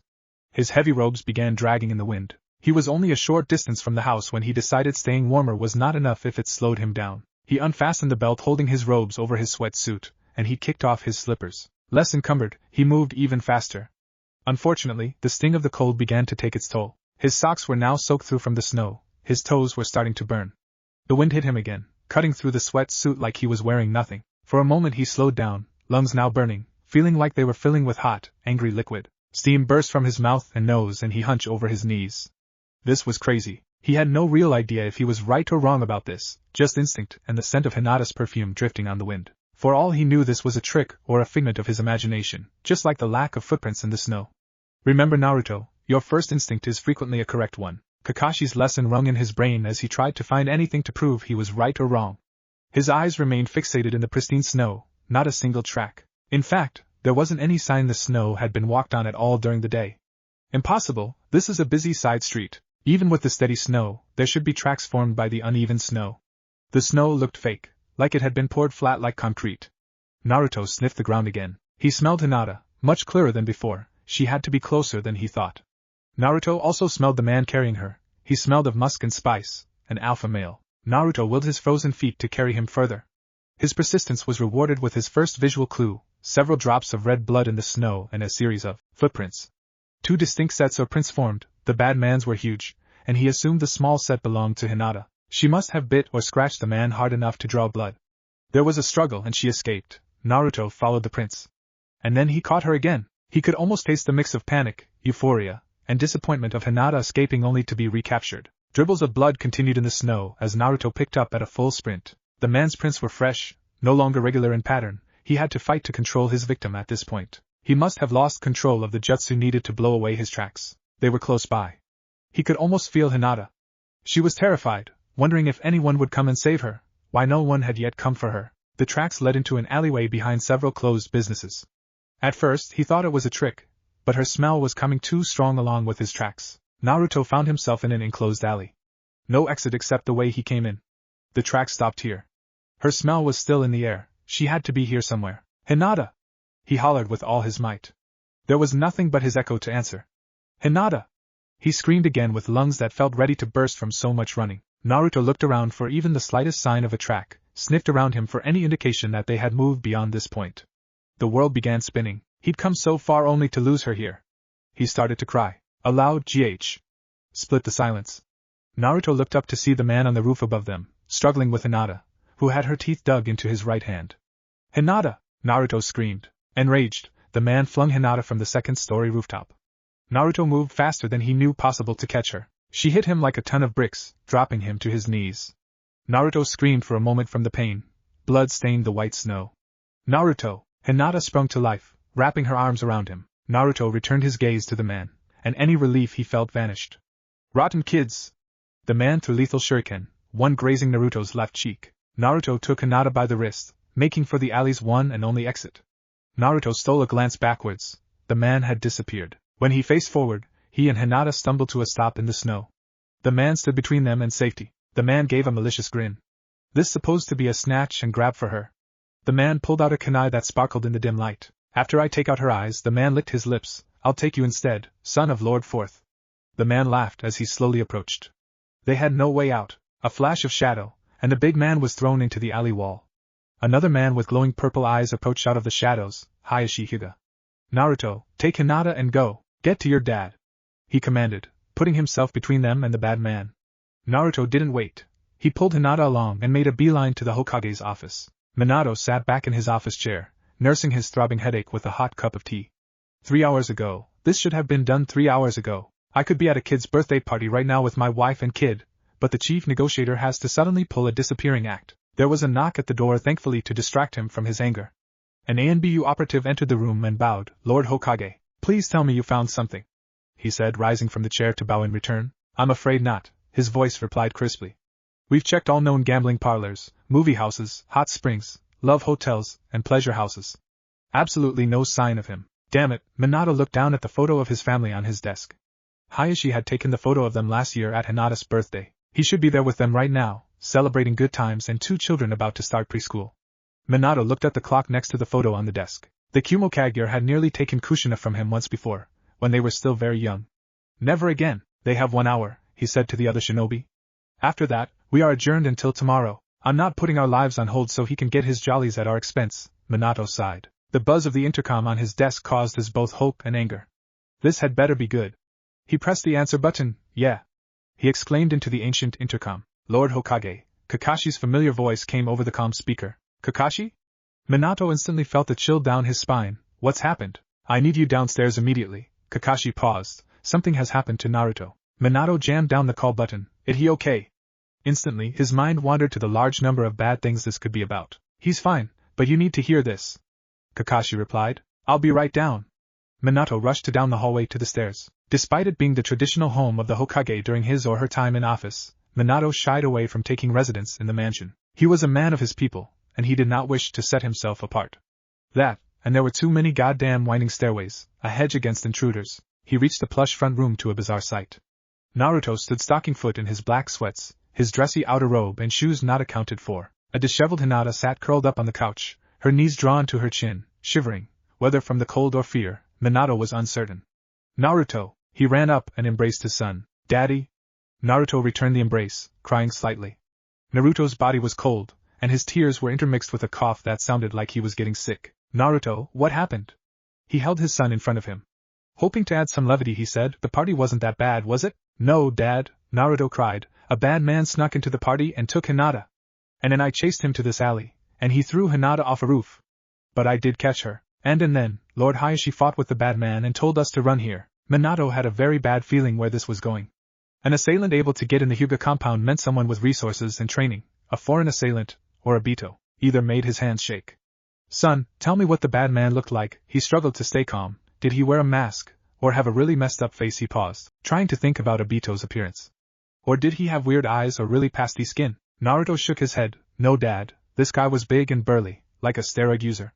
It definitely didn't sound like Obito. And, he continued, he had really tan skin, short black hair, and weirdly perfect teeth. As he spoke, Naruto looked horrified, like he expected the man to appear from the description he gave. Minato, too, felt a racing of his heart at Naruto's description. The blank page of his mind was slowly shaded in by the crayon of his son's words. There was no doubt who he was describing, the chief negotiator. All the pieces to the puzzle began to lock into place. The stalled negotiations, the insistence on signing the treaty today, and the sudden disappearance of the lead diplomat from Kumo. God damn it! This was nothing but a ruse. Minato's hands clenched until his knuckles turned white. The assholes had come from Kumo Kagure and ruined almost 2 weeks of the holidays to snatch a little girl. Kakashi, he growled as he stood up, locked down the building. He took several heaving deep breaths, and mobilized the ANBU and military police. I want this man's head. You don't have to worry about that, a gravelly voice cut in from behind. Minato turned to see Hayashi Hyuga being escorted by a handful of military police. He's dead, he flatly said. Minato stared at his friend. His right eye was swollen shut, the knuckles of both hands were torn, red, and bleeding. Hiyasi's normally immaculate robes were torn in multiple spots and ruffled like a dog that had gone for a roll around in the snow. I was afraid you were going to say that, Minato sighed. He was the head of the diplomatic delegation. I was waiting on him to sign the peace treaty. That wasn't all he was, Kakashi said crisply as he looked over a binder of papers. You have something to add, Kakashi? Minato asked, confused. I thought I recognized him, so I reviewed the old ANBU files on prominent Kumo shinobi. He paused to hold the file open. He wasn't just any shinobi, he was their head shinobi. Minato turned to Hayashi, S-ranked. You're very lucky to be alive right now. They're going to demand my head for this, Lord Hokage. Hayashi's voice cracked slightly, something that he rarely did and only in times of great stress. Yeah, they can demand in one hand and crap in the other, and see which fills up faster, Minato said indignantly, turning pink at the realization of what he'd said in front of 2 children. Naruto, please forget what I just said. Huh, what was that, Dad? Naruto smiled for the first time since he had arrived. Minato breathed a sigh of relief. He was worried that Naruto would be traumatized for life after this. A 3-year-old child, they were willing to kidnap and probably murder little children. Minato felt the acid in his stomach rise. Even for as ruthless as the rakeage could be, it sounded heartless. In fact, it sounded like something some overzealous moron would do without informing his lord in advance. The assholes decide they want to get their hands on something but won't get approval to do it. So, they take an official event like peace negotiations and turn them into a black op. The only problem is, they fucked up, and it looks like we murdered a diplomat as a result. Minato hated the implications. This idiot's actions had just put them back into the real possibility of being at war by morning. He looked at Hinata, trembling on the couch, her chin buried in her knees. She and Naruto might be the ticket out of this. Minato took the intelligence file from Kakashi's and knelt in front of the couch. Honey, he said in his most soft, childlike voice, I'm sorry your birthday got ruined, but I promise to make it up to you, but you have to do me this one little favor, okay? Hinata clamped her eyes shut and nodded. She hadn't stopped shaking. Kakashi, please fetch Kushina, Minato said gently. He knew to keep his voice down. Kushina would likely do this better, but there was no time to wait. He turned back to Hinata. Hinata, I know you've just seen some scary things, and some bad man tried to hurt you, but I need you to be a big girl 3-year-old. Can you do that? A shaking nod answered as she opened her eyes again. Kushina entered with Kakashi. Her cheeks turned red as she saw Hinata and their son in the terrified state they were in. Thankfully, she saw his hand signal to wait before speaking. Okay, you don't have to say anything even. He held the file, praying this worked. I'm going to show you a picture, Hinata, and I need to tell me if this is the man that tried to take you. She visibly shook worse. Minato placed a hand on her back. It's okay, no one is going to hurt you here. I just need you to nod if it is the bad man, or you can shake your head if he isn't. Can you do that big favor for me? She nodded. Here goes. Minato felt a sick racing in his chest and stomach. If this little girl clammed up or shook her head, they were in real trouble. Minato showed her the photo. Have a look. Hinata started shaking again under his hands. Her eyes clamped shut. She nodded. Yes. She sobbed. Minato turned to everyone else. Will everyone here swear that she nodded and said yes? Kushina, Kakashi, Naruto, and Hayashi all said yes in unison. Good, but let's go for double jeopardy. Kakashi, hand me another file folder. Doesn't have to be anything special, just some other Kumo shinobi will be fine. A quick moment later, Kakashi returned with several intel files with photos of shinobi with similar appearance. At least as similar as possible. The head shinobi was very distinctive in appearance. Naruto, please come over here by daddy. Naruto did as asked. Now I'm going to show you a few pictures of different men, Minato told his son. If one of them is the bad man, please stop me, okay? Yes, father. Naruto nodded. At least he can still speak. Okay, here goes. Slowly he flipped files one at a time. First one, then another, and another. Each time Naruto shook his head. Minato felt his heart sinking, as he got ready to flip to one of the last files. Wait. Naruto shouted. Take your time. It's him. Naruto said. Minato prayed that he was right about this. As he flipped the file, he was rewarded to see the photo match the one Hinata had pointed out. Are you sure? He asked, hoping his son didn't second-guess too badly. Yes, I know. Naruto began tearing up, because he had the same look on his face when he threatened to cut out Hinata's eyes and kidnap me. Naruto began full sobbing. Minato wrapped his son in a hug. My boy, it's all right. You did good today, really good, my little hero shinobi. He felt bad subjecting either child to this. Minato continued to hold his crying son as he asked, will all of you agree that my son and Hinata picked out the same person? A series of nods. And Hayashi, he asked, will you testify that this man did indeed take your daughter and threaten her life? Yes, I will, Hayashi said in a low rumble. Now if you don't mind, I think I should get Hinata home. Not just yet, Minato shook his head as he stood up. We still have a war to prevent, and it's going to take all of us for a little bit longer. Kakashi, Hayashi, meet me in my office. We need to have a discussion with the Raikage before this thing gets blown further out of control. Minato turned to Kushina. She looked the full cascade of pride, guilt, relief, and anxiety. When she arrived, she had amused him with the story of Naruto's attempt to fake chicken pox. Had Kushina not insisted on him going to the party, their son would not be part of an international incident. On the other hand, Hinata might have a bag over her head, being forced to walk to a distant village in barefoot in the snow with God knows what awaiting her if she survived it. Kushina, can you look after Hinata and Naruto? Kushina nodded. Of course, she smiled at Hinata. I'll take good care of them. Kushina gently caressed the top of Hinata's head. Go on, she nodded to Hayashi. She's safe with me. Minato and the others turned to leave. Daddy? Wait. He heard Naruto call. He turned back to his son. Dad, he spoke with a shaky voice. The bad man had someone with him. Hayashi? Minato asked, wrinkling his face. There was someone acting as a decoy, I'm sure, he replied. I only managed to save Naruto and Hinata because he ran off after her, claiming the search party had gone the wrong way. Hayashi managed a narrow smile. You might say, he's the reason Hinata is safe. Kakashi, Hayashi, let's get to the office and alert everyone. If this guy had a partner, we need to find him, now. Chapter 7. As birthdays went, Hinata's third was about as bad as Naruto could imagine. Despite Mom's attempts to calm her, to get her to say anything, Hinata remained a curled-up ball on the couch. He wished he could do or say something, anything to snap her out of it. Watching her shake made him feel cold, helpless. A strong set of arms lifted him up, almost causing him to jump until he saw it was Mom. Kakashi's right, you're getting heavy, mister. She heaved him up onto the couch next to Hinata. Now come on, time to get these wet socks off, she said as she pried off his wet socks. Mom! He sincerely hoped that was all she was going to remove. Now you stay here with Hinata, she said as she wrapped them in a blanket she had found in one of the closets. And keep her company for a minute. I'm going to the kitchen to make us some tea. If anything happens, you are supposed to do what? Shout for you and Daddy, Naruto replied. And? Her tone wasn't quite scolding. Hit the panic button under the table, he said. That's my good boy. She gently tapped a finger on his nose. And don't worry, Hinata, she said as she turned. My boy will keep you safe, I promise. She caressed Hinata's black hair. I'll be right back. As Mom left, the silence of the room became deafening, oppressive. Naruto would give anything to have back the sweet, shy girl that had invited him to play games with her and Niji earlier. If he could just get her to say something. Hinata said as he took her hand, I am sorry.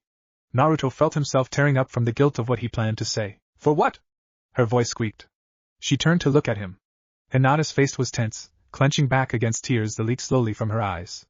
Why doesn't she just cry? I'd be crying if this happened at my birthday. I am sorry, Hinata. I didn't want to go to your party. The dam holding back his guilt broke, and I faked being sick, but Mommy threatened to take me to the doctor. So, I went and your day got ruined. Naruto began to cry hot tears. He was such a bad friend. Now Naruto-kun, please stop crying or you're going to make me cry. Hinata began to let more tears out. Please, I'm scared. She curled tighter on herself. Naruto stopped for a moment, trying to make sense of what she had just said. Hinata, what are you scared of? My dad is here, your dad is here, and this is the most secure building in the village. It's my dad. She stifled more tears.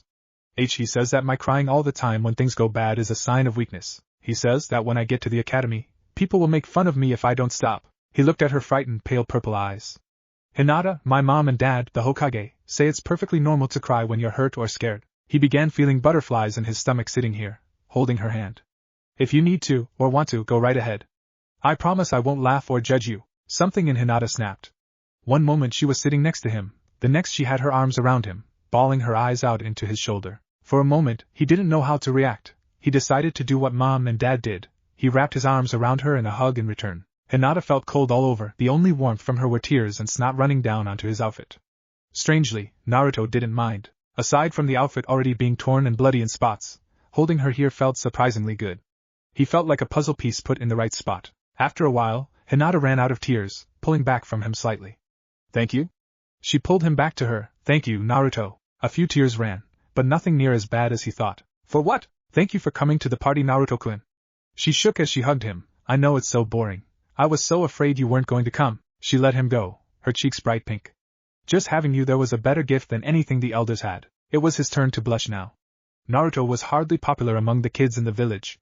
Hinata was the only child from last year to show up to this year for his party. Mom had told him that they owed Hinata for saving them before Naruto could remember.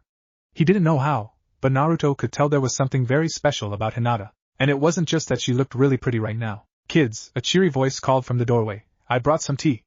It was Mom. The steaming mug looked inviting after the ordeal he'd been through out in the cold. His throat felt raw and sore, and his lungs felt like balloons that had been put in the freezer. Mom lowered the tray, and he grabbed a steaming mug. Thanks, Mom. His voice squeaked a bit. He almost brought the mug to his mouth when Hinata grabbed his wrist. Naruto, don't drink it. Hinata looked terrified as she stared at Mom. What's gotten into her? Not every tea is poisoned. Mom, he stopped mid-sentence. She looked like Mom, and she sounded like Mom. But whomever was in front of him wasn't Mom. This person had brown eyes, but Mom's eyes were violet blue. Naruto froze. The guy who had attacked them at the Hyuga compound had a partner. The person who left the tracks in the snow to throw off the search party. Yes, son? Not Mom asked? Mom, you remembered to put honey in it this time, right? He asked. Of course, love. Whomever stood in front of him smiled. Hinata was finally starting to feel normal again after Naruto let her cry on his shoulder. As odd as it felt, holding him was the best birthday gift she could ask for. Unlike anything in a box wrapped in string, he made her feel warm, safe. She wanted to stay here with him like this and not go back out into the cold. Kids, I brought some tea. Auntie Kushina called out as she re-entered the room. She was always kind to Hinata, though she never understood why. Despite her normally kind appearance, something felt forced in First Lady Kushina's voice. Something cold and dark stirred inside Hinata. The same, horrific sensation when the bad man threw her from the roof chilled her all over. For a moment, where Aunt Kushina stood, she thought she saw the bad man again. A quick blink, and she could see the chakra network and body shape of a man standing where Kushina was. She blinked again, only to realize she could see through her own eyelids. Impossible! My Byakugan is activated. No one under the age of 5 has ever done it. Through her Byakugan, Hinata could clearly tell this wasn't Auntie Kushina. He looked similar, but not the same as the bad man. Tan skin, black hair, dark brown eyes. Her senses became sharper, and she could smell the same musk smell the other man had. In the end of her hearing range, Hinata could hear a low laugh under the man's breath. Somewhere deep inside, fear began turning into anger. How dare someone with such evil intentions pretend to be anti-Kushina? Naruto moved to take a sip of his tea, undoubtedly poisoned. Hinata jerked her hand between the cup and his lips. Naruto, don't drink it. Her enhanced field of vision meant she didn't have to take her eyes off the imposter to see Naruto's reaction. At first, he was skeptical, but soon his face morphed from disbelief to frightening realization. In a photograph, Kushina's eyes would appear dark brown or black because of the unique shade of violet blue they didn't photograph well. Someone who didn't know her personally would make that mistake with the transformation jutsu. Naruto very slightly nodded his head, signaling that he noticed it as well. They were now isolated from help, and she could sense this man had murder in his heart. Naruto must have sensed it, too. His fingers were squeezed tightly around the mug. Mom, you put honey in it this time, right? He asked, tensing his arm. Hinata discreetly leaned her weight forward. Of course, love. Naruto hurled the contents of the cup into the man's face.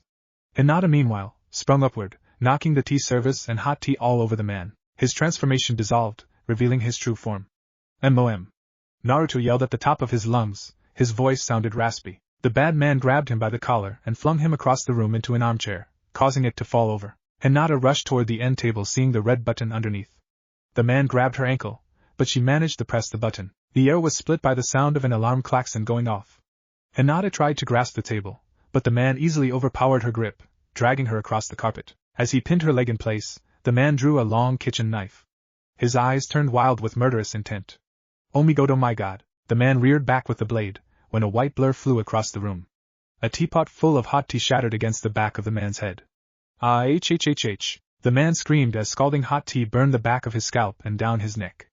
His grip on her ankle slipped as he reached to protect himself from further injury. Auntie Kushina's red hair flailed behind her like wildfire as she sprinted toward the man and smashed his face with the wooden tea tray she had been carrying. Wooden splinters flew as the tray erupted, tearing the man's immaculate features. Blood oozed from the man's nose and a gash across his forehead. He staggered backward, dropping the knife. Kushina took a swing with her right hand, but the man got his arms up to block, batting away her attack. With his free hand, he drove the heel of his hand under her chin. Her head jerked backwards from the blow, and she staggered backwards. He lunged at Kushina, throwing her backwards. She staggered, catching her leg over a coffee table that collapsed beneath her in a loud crash of wood and ceramic knickknacks breaking. The bad man knelt over her, trying to choke Kushina. As the two struggled, Hinata remained frozen, struggling to process the scene. Move! Move! Naruto ran toward the man brandishing the kitchen knife. He stabbed it into the man's backside, causing the man to cry out, "Rotten little punk!" He let go of Kushina and backhanded Naruto so hard he flew back to the couch, narrowly missing Hinata. Naruto had been knocked out cold. Again, the man turned to Kushina, planning on finishing what he started. Hinata felt her Byakugan activate again. Move! Hinata locked her vision on one of the man's chakra points on his right side. It glowed white-hot as a star. Something deep inside her erupted, and Hinata leapt forward toward the bad man. Kyyyhhh. She screamed as she rammed her tiny fist full force under the man's ribs. Much to her surprise, the man let out a muted groan like a deflating balloon. He went limp and face-planted into the carpet. Aunt Kushina shoved the rest of him off her. Hinata wound up to hit the foul pig in another chakra point, but Kushina's hand stopped her. It's all right, he's not getting back up. Hinata's anger melted off and transformed back to concern. Naruto! She ran toward his lifeless form. His nose was bleeding, and the cut on his forehead had reopened. Naruto, say something! Hinata wouldn't forgive herself if he had died. Ugh, he moaned as his eyes opened. His blue eyes looked confused, unfocused. Hold still, love, Kushina said as she appeared at their side. Naruto's mom began inspecting him. He had to have been hurting pretty badly not to protest like he normally would. You did a good job, Kushina. Minato's voice called from the doorway, sounding impressed. Kakashi, Hayashi, make sure he doesn't get back up. I had a little helper or two, she smiled through bloody lips, patting Hinata on the head. Are you all right, dear? Yes, Hinata said as she looked at the room around her. The man was still limp, but clearly not dead. Did I do that? Hinata activated her Byakugan? Kakashi said, both nervous and impressed. Unprecedented, even for someone who manifested it in her eyes at birth. Dad sounded shocked. He walked to her and knelt. Honey, you did this to the bad man? Why yes, father. She felt her throat tighten and tears beginning to form. She had nearly killed the man, and that made her scared. You've done well then. Father praised her, but she didn't feel good about what she had done. Yes, Lord Forth said. It seems you bear watching, he smiled. I can tell you're already going to be someone with a big future. He patted her on the head, thank you for saving my wife and son again. Again? Hinata didn't understand, and more importantly, she didn't want to. She was feeling exhausted. She wanted to go home and see mommy. Gentlemen, Kakashi spoke with a steady voice, I think we have all we need to resolve tonight without further incident. Good, let's get ready. We may yet save some of this child's birthday, and get her home in time for dinner. Lord Forth replied. Father picked her up, holding her like he had when she was only a baby. Daddy, she mumbled, but exhaustion finally took her. Lord Raikage, Minato spoke into the video conference camera. It is an honor to speak with you again. You can dispense with the pleasantries, Lord Minato, the man replied annoyed. Is the treaty signed? No, he replied crisply. What do you mean, no? His counterpart looked annoyed. The rest of the delegation present in person looked nervous. Minato had no doubt some or all of the 3 men remaining were somehow involved in what had happened today. Your lead negotiator is dead, Hayashi broke in. I killed him. You what? The Raikage shouted through the video screen. This is an act of war. How dare you contact me with this farce or a diplomatic meeting? Before you lose your temper, Minato grinned, you may want to hear the full story. It might enlighten you. Minato smiled broadly. The Raikage looked unmoved, but the other men looked terrified. All 3 of the bastards. I knew it. The only thing you should be doing is offering Lord Hayashi's insolent head up as repayment. The Raikage screamed. That man was our head shinobi. Was, being the key word, Hiyashi laughed slightly. The man forfeited his life when he tried to kidnap and murder my daughter and the Hokage's son. Hiyashi's voice went from amused to violently indignant. And I'm sure you have proof to back this preposterous claim. The Raikage demanded. As a matter of fact, Kakashi replied in an overly chipper voice, we do. He turned toward the door. Kushina, Naruto, Hinata. Please join us. Kushina had tended to the children's injuries as well as her own before they began this show. Naruto had gauze taped across his forehead, and a smaller square stained red on his left cheek. His right eye was purple, and it was starting to swell closed. Hinata had a few scrapes, but her torn robes were much more telling. As for Kushina, red finger-shaped bruises formed around her neck from where the second assailant tried to choke her. All I see are a mother and children showing signs of clear physical abuse. One of the diplomats called out. The children will happily swear that this man, Minato held up the photo of the head shinobi, tried to abduct Hinata Hyuga from her birthday party. Minato felt his cheeks burning red. And both these children and Lord Hayashi will testify under oath that he threatened to kill them. It's a ruse, Lord Raikage. One of the diplomats protested, he would never do such a thing. We don't know what you're talking about. The man pointed a finger at Minato. Minato felt a thin smile form on his lips. He let it grow slowly into a wild grin. Now that's interesting, he paused to smile to the Raikage. Because one of your compatriots tried to finish the job just a few minutes ago, in this mansion. He pounded a hand on the table, startling everyone. You assholes broke the one unbreakable rule of diplomacy, and tried to murder a Hokage's child in his own home. Where is your proof? The Raikage asked indignantly. Produce it, and I'll gladly have these men executed for breaking orders. Kakashi, Minato turned to his friend. Kakashi rose from the table and opened the side door to the room. He wheeled in a now thoroughly restrained Kumo shinobi, the man who had attacked Kushina and the kids. While my wife and the kids will happily testify that this man, one of your diplomats, tried to murder them, he paused to look at his wife. They won't have to. Kakashi passed each man of the diplomatic team a copy of a letter the man had signed. You all may find it interesting that he said all of you were in on this, except for Lord Forth who refused to sign off this mission. Minato stared at the men with eyes that could burn holes through steel. You're all persona non grata. You have 30 minutes to leave the village or face execution. Minato stood, pounding both hands on the desk. You have disgraced yourselves and your village, and you have ensured this accord will never be signed now. Lord Hokage. The Raikage called through the video link. I give you my word of honor that these men were acting without authorization from my office. I was dead serious about concluding peace, and I still am. Prove it. Minato roared, hoping he hadn't pushed his luck too far. Withdraw your demand for Hyashi's head, and come here to my village to sign this accord in good faith. The Raikage paused for several moments. You would have me at the village hidden in the leaves? You would be my honored guest. Minato let his voice soften. Keep it up, you've got him. The Raikage composed himself. Very well, Lord Minato. I withdraw my demand and shall agree to appear in your village to sign this accord on New Year's Day, if you please. I can think of no better way to start a new year, he smiled, breathing a sigh of relief. As for them, do with them as you please, the Raikage said. If you wish to execute them, make it discreet is all I ask. These men are diplomats who have shamed their village, Minato replied. I would have their village pass judgment on them for almost starting another war with their little stunt. The Raikage smiled back, very well. Have them transferred to the border, and I shall see they are punished, personally. Now if you don't mind, the Raikage sighed, I have a terrible headache. Good night. The diplomats were arrested by the ANBU in the building and taken for transport to the border. Finally, at the end of the long day, Minato spoke. I wouldn't want to imagine how that would have gone had Naruto and Hinata not been so brave today. Indeed, Hayashi spoke, I am in your debt, both of you, for saving my daughter and probably saving me. I told you, Kakashi said, that it wasn't too early to start training him. Minato spied Kushina, holding their son in her arms. His expression was dour. Honey, what's wrong? I broke that antique vase in the front room when the man threw me through the coffee table, she said. It was a priceless gift from the Hyuga clan's ancestors. Hayashi stifled a snort, trying not to wake Hinata, now passed out in his arms.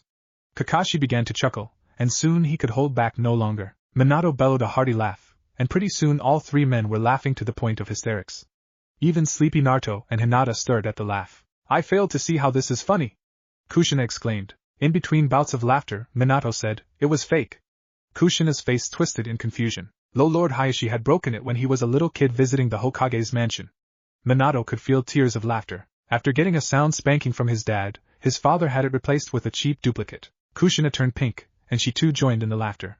After the day they all had had, the laughter was cathartic, leaching out the poison of the stress they had all faced. As their laughter died down, Hayashi spoke. Perhaps I could persuade you all to join Hinata and me for dinner and birthday cake? Lord Hayashi, Kushina said, we appreciate it, but I think it's time for us to get our little shinobi home and let him rest. Very well, I guess I'll have to see if the ramen I ordered from Ichiraku's will reheat well tomorrow. Then Hayashi's voice trailed off playfully. On second thought.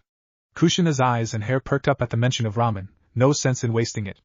I'm sure Naruto hasn't eaten all day and must be very hungry. A somewhat sleepy Naruto perked up and nodded in agreement with his mom. Chapter 8. Kushina stirred vegetables in the curry sauce in the skillet. The spicy aroma was warm and heavenly on a cold January afternoon. While not as heavenly as ramen, it was one of the few dishes that Naruto would eat that contained a reasonable amount of veggies. Like most boys his age, it was a major chore to get him to eat anything balanced. Her eyes strayed to the photos on the nearby living room wall. There were photos of her and Minato before and during her pregnancy, and then there were the photos of Naruto and Hinata. From birth to Hinata's 5th birthday 2 weeks ago, their photos hung side by side.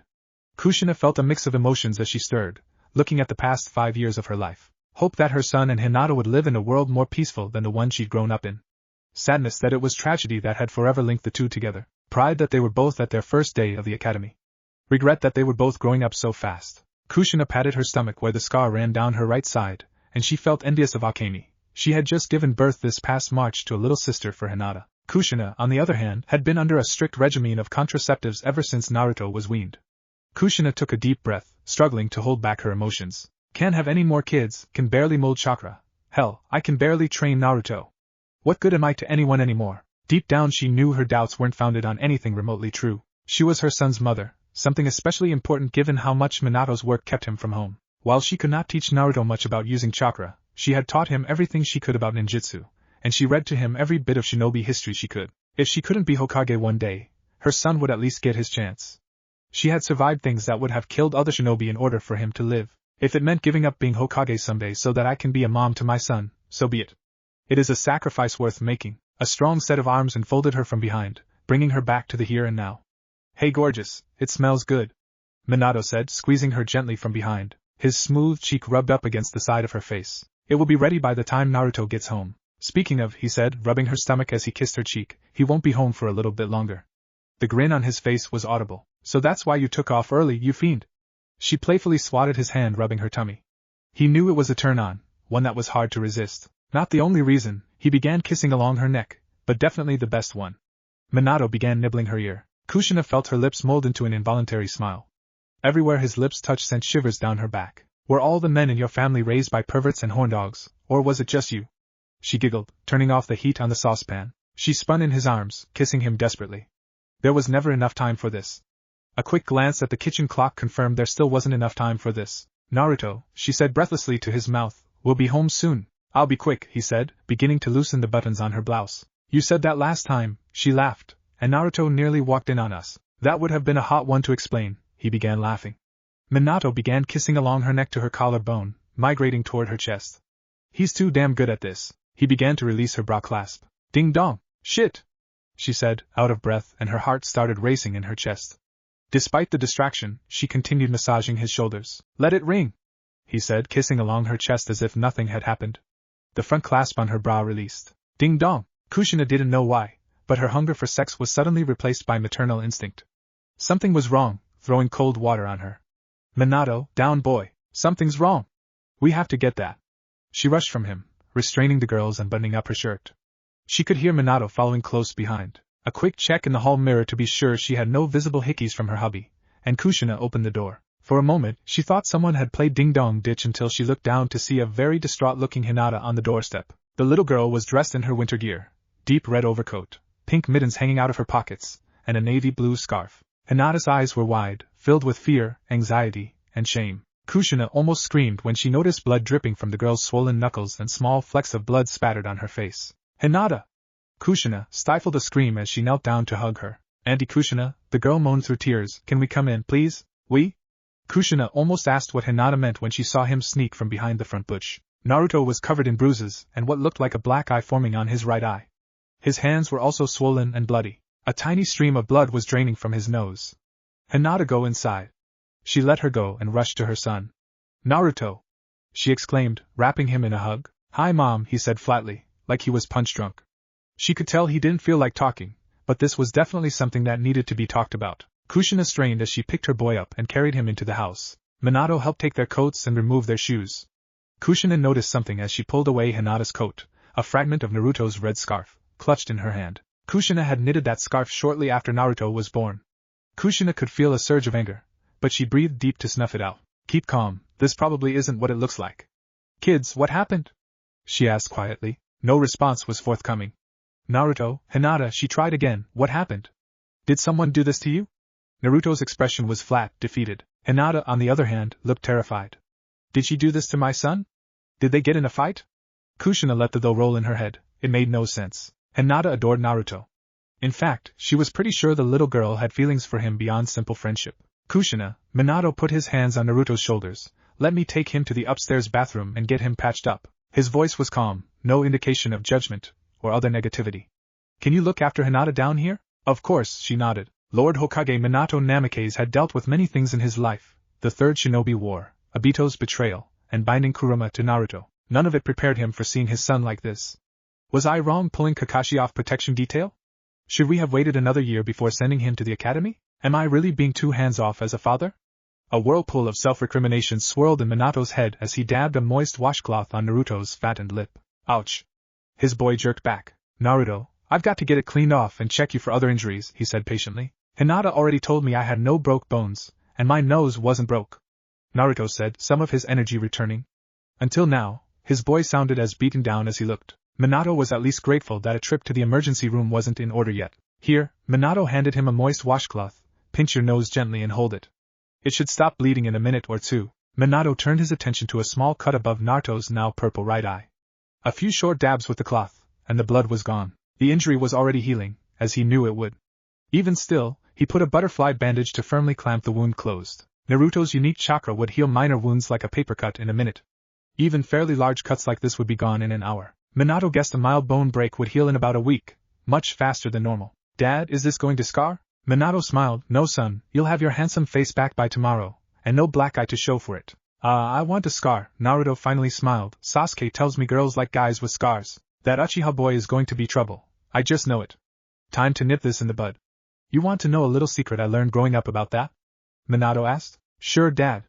Naruto's enthusiasm was suddenly contagious. Well, you see, he paused. In order to share it, you have to agree to tell me something in return. Minato smiled with the right corner of his mouth. Fair? He extended hand to shake on the deal. Fair, but you first, Naruto said, taking his dad's hand. Okay, so the secret about the whole scar thing that Sasuke is telling you, he whispered, looking over his shoulder like he was expecting someone was listening in. He waved his hand for Naruto to get closer. Well, you know how he seemed to be popular with all the girls in preschool and at the academy today? Naruto nodded. The whole scar thing is a trap he's setting for you guys. Girls like guys with scars, but by the time you're old enough to date, scars are major turn-off. No way! Naruto whispered incredulously. Way, Minato replied, trying to keep himself from laughing. When girls become young ladies, they consider scars on guys a sign that they do dumb stuff and get hurt all the time. Why do you think Kakashi never has a girlfriend? One bad scar, not even his fault, and that was it. He waved his hands into a shrug. Minato felt bad throwing Kakashi under the bus. Despite the man's propensity for reading adult books, he displayed no outward attraction toward anyone. Losing loved ones at a young age will do that. Minato pushed the thought aside and decided to go for a home run. Sasuke is trying to spoil you so when he's old enough he can snatch up any girl he wants with no competition. Minato grinned. I think he has a thing Hinata for instance. It won't happen, Naruto said nasally through the washcloth on his nose. He stood up, full on ready to get back into the fight. Let's get this face cleaned up. He raised his free arm into the air with his hand a fist. Using a rival as a motivator, works every time with young boys. Minato laughed gently. Speaking of Sasuke, he stared at his son. He wasn't the one who did this to you, was he? Minato proceeded to wipe away remaining blood on Naruto's face and hands. No, Dad, there were 3 of them. Sasuke wasn't one of them, Naruto snorted. His eyes beamed like he had won the fight, something that clearly had not happened. 3 of them. Minato cocked up an eyebrow.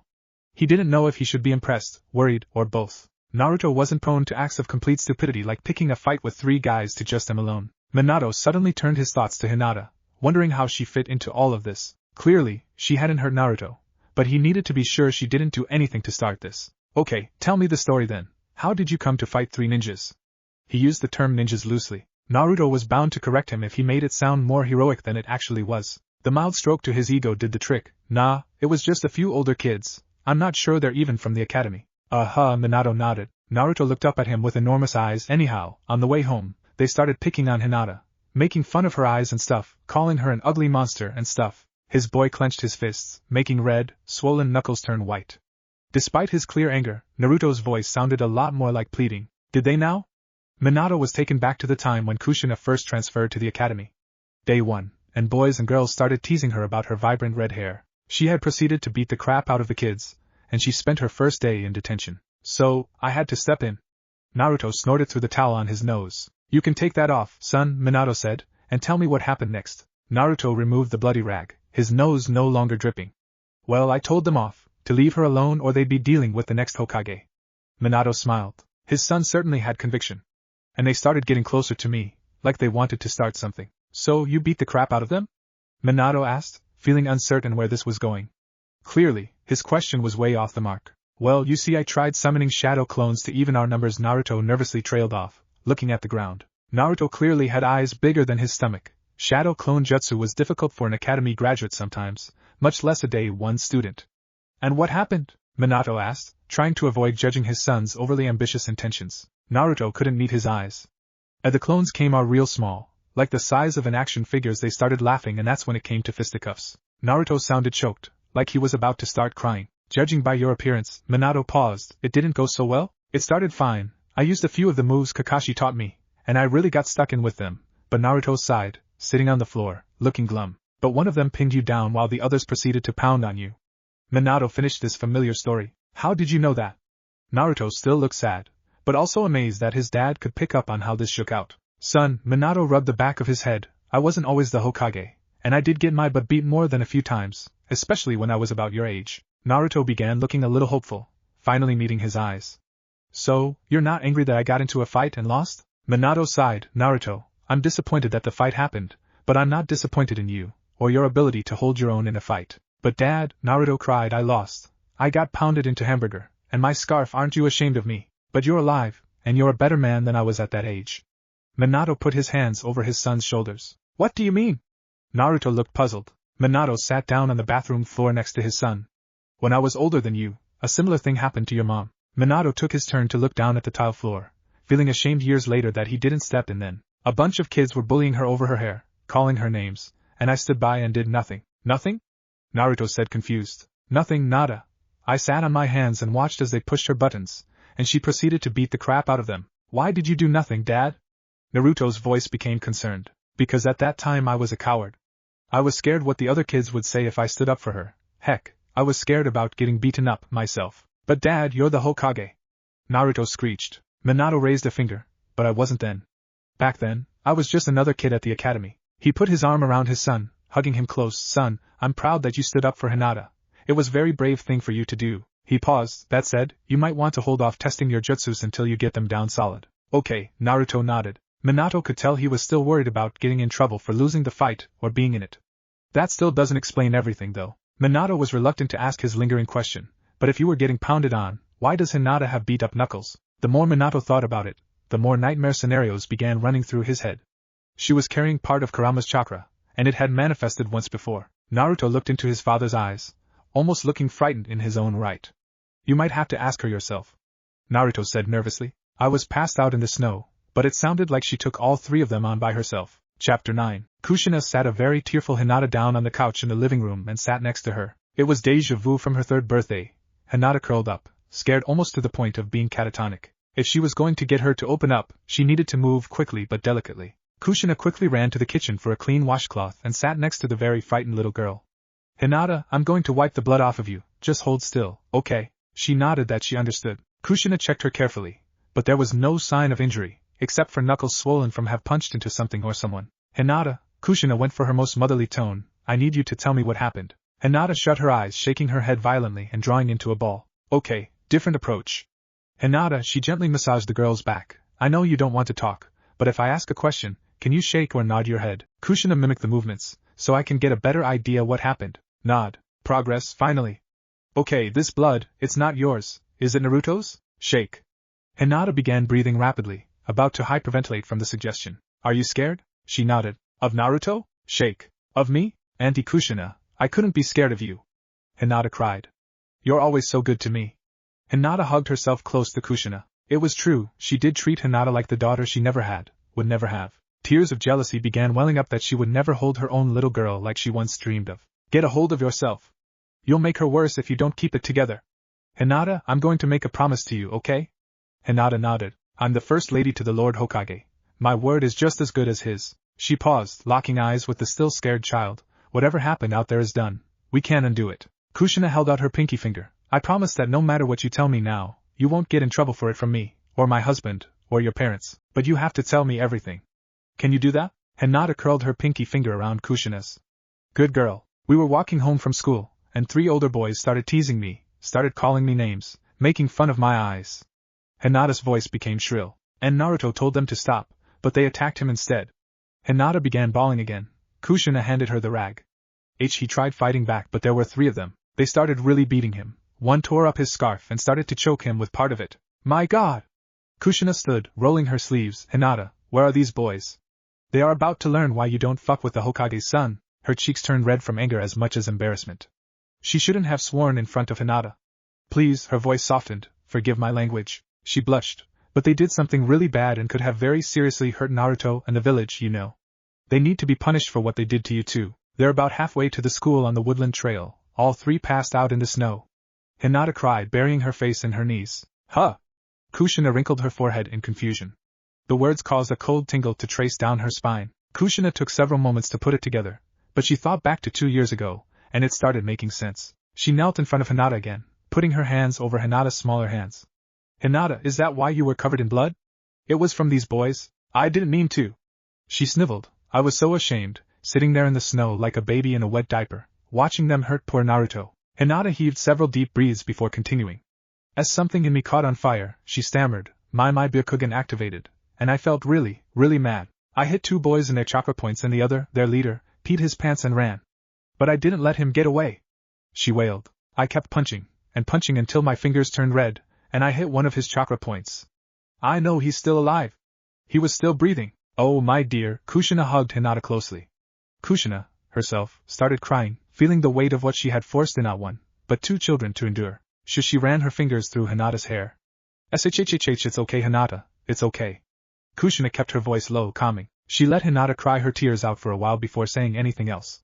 You did nothing wrong, Hinata, you protected my son and yourself. But Auntie Kushina, I didn't. Kushina put her index finger on her lips. I know you didn't mean to lose control, but you need to understand this right now. You did nothing wrong. Kushina's own tears threatened to overwhelm her to the point where Hinata handed her back the rag.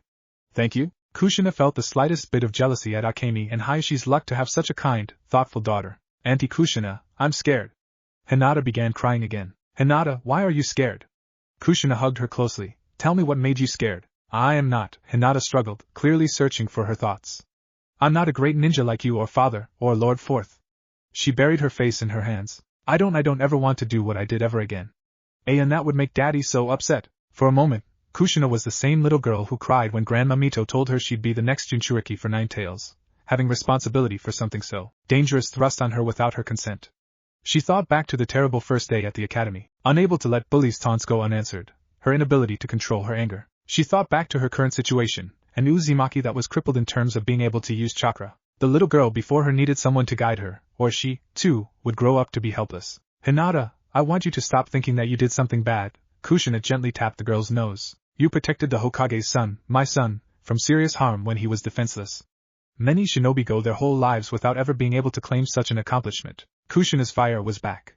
She knew Shihiga meant well, but as an instructor, he was definitely not good with kids, especially when it came to emotional issues. And I want you to stop worrying that you have no control. You are going to the academy to learn control. Do you think your dad, Minato, or I were born perfect, knowing everything? She paused to let the word sink in. Auntie Kushina, why is this happening to me? Hinata stared with her large, hypnotically mysterious eyes. This always happens when bad things happen. It's like a curse. I feel like you can hear a voice in your head calling you to take action you wouldn't normally take? That you can smell danger approaching? Feeling your chakra boil out of control when you're provoked?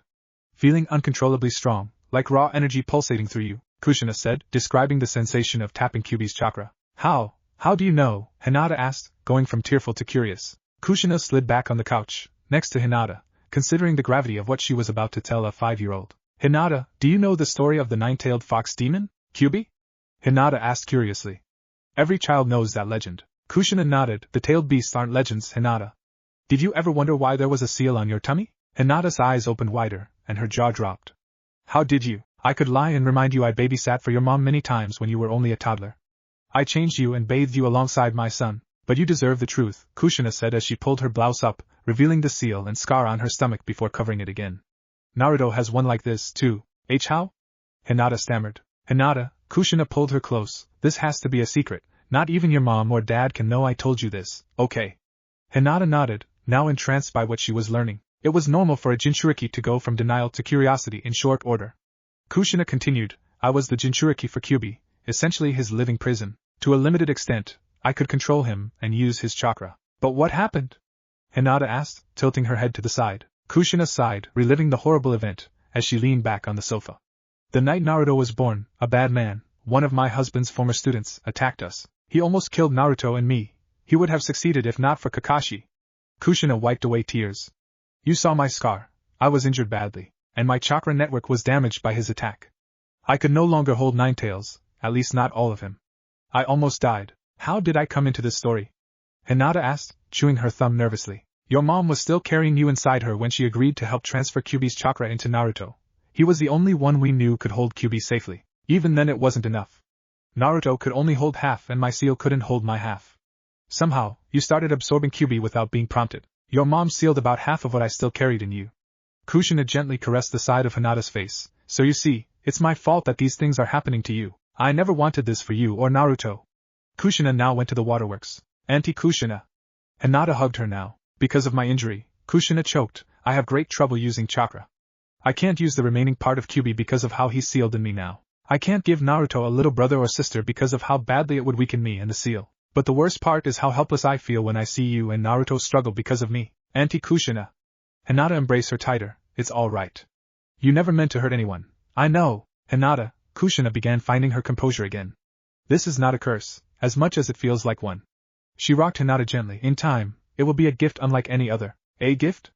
Hinata stammered, sounding confused. When you grow older, Hinata, Kushina sat Hinata across her lap. Your chakra reserves will be stronger than anyone's, except maybe Naruto's. And once you learn to control your chakra, Kushina paused, again hugging Hinata, you'll have the strength to protect those you care about most. Kushina smirked, people like Naruto. Hinata's reaction was as expected. The little girl's eyes filled with wonderment, and her lips parted. Protect Naruto. Hinata's cheeks turned pink, as she contemplated the possibility. Kushina was no fool. She knew Hinata had a crush on Naruto. Hinata's reaction confirmed it. She suspected Naruto deep down felt the same. The two had been inseparable after surviving both the kidnapping and assassination attempt 2 years ago. Kushina wondered if Kyuubi's chakra somehow linked them beyond the shared burden they carried. Hinata, I know this is a lot to take in, you know. Kushina smiled. I'll never have a daughter of my own, but I promise. Kushina paused, hoping she wasn't stepping over some line of propriety. I promise that if you ever need someone to guide you, to teach you, I'll be here for you. Auntie Kushina. Hinata smiled finally. I'd like that.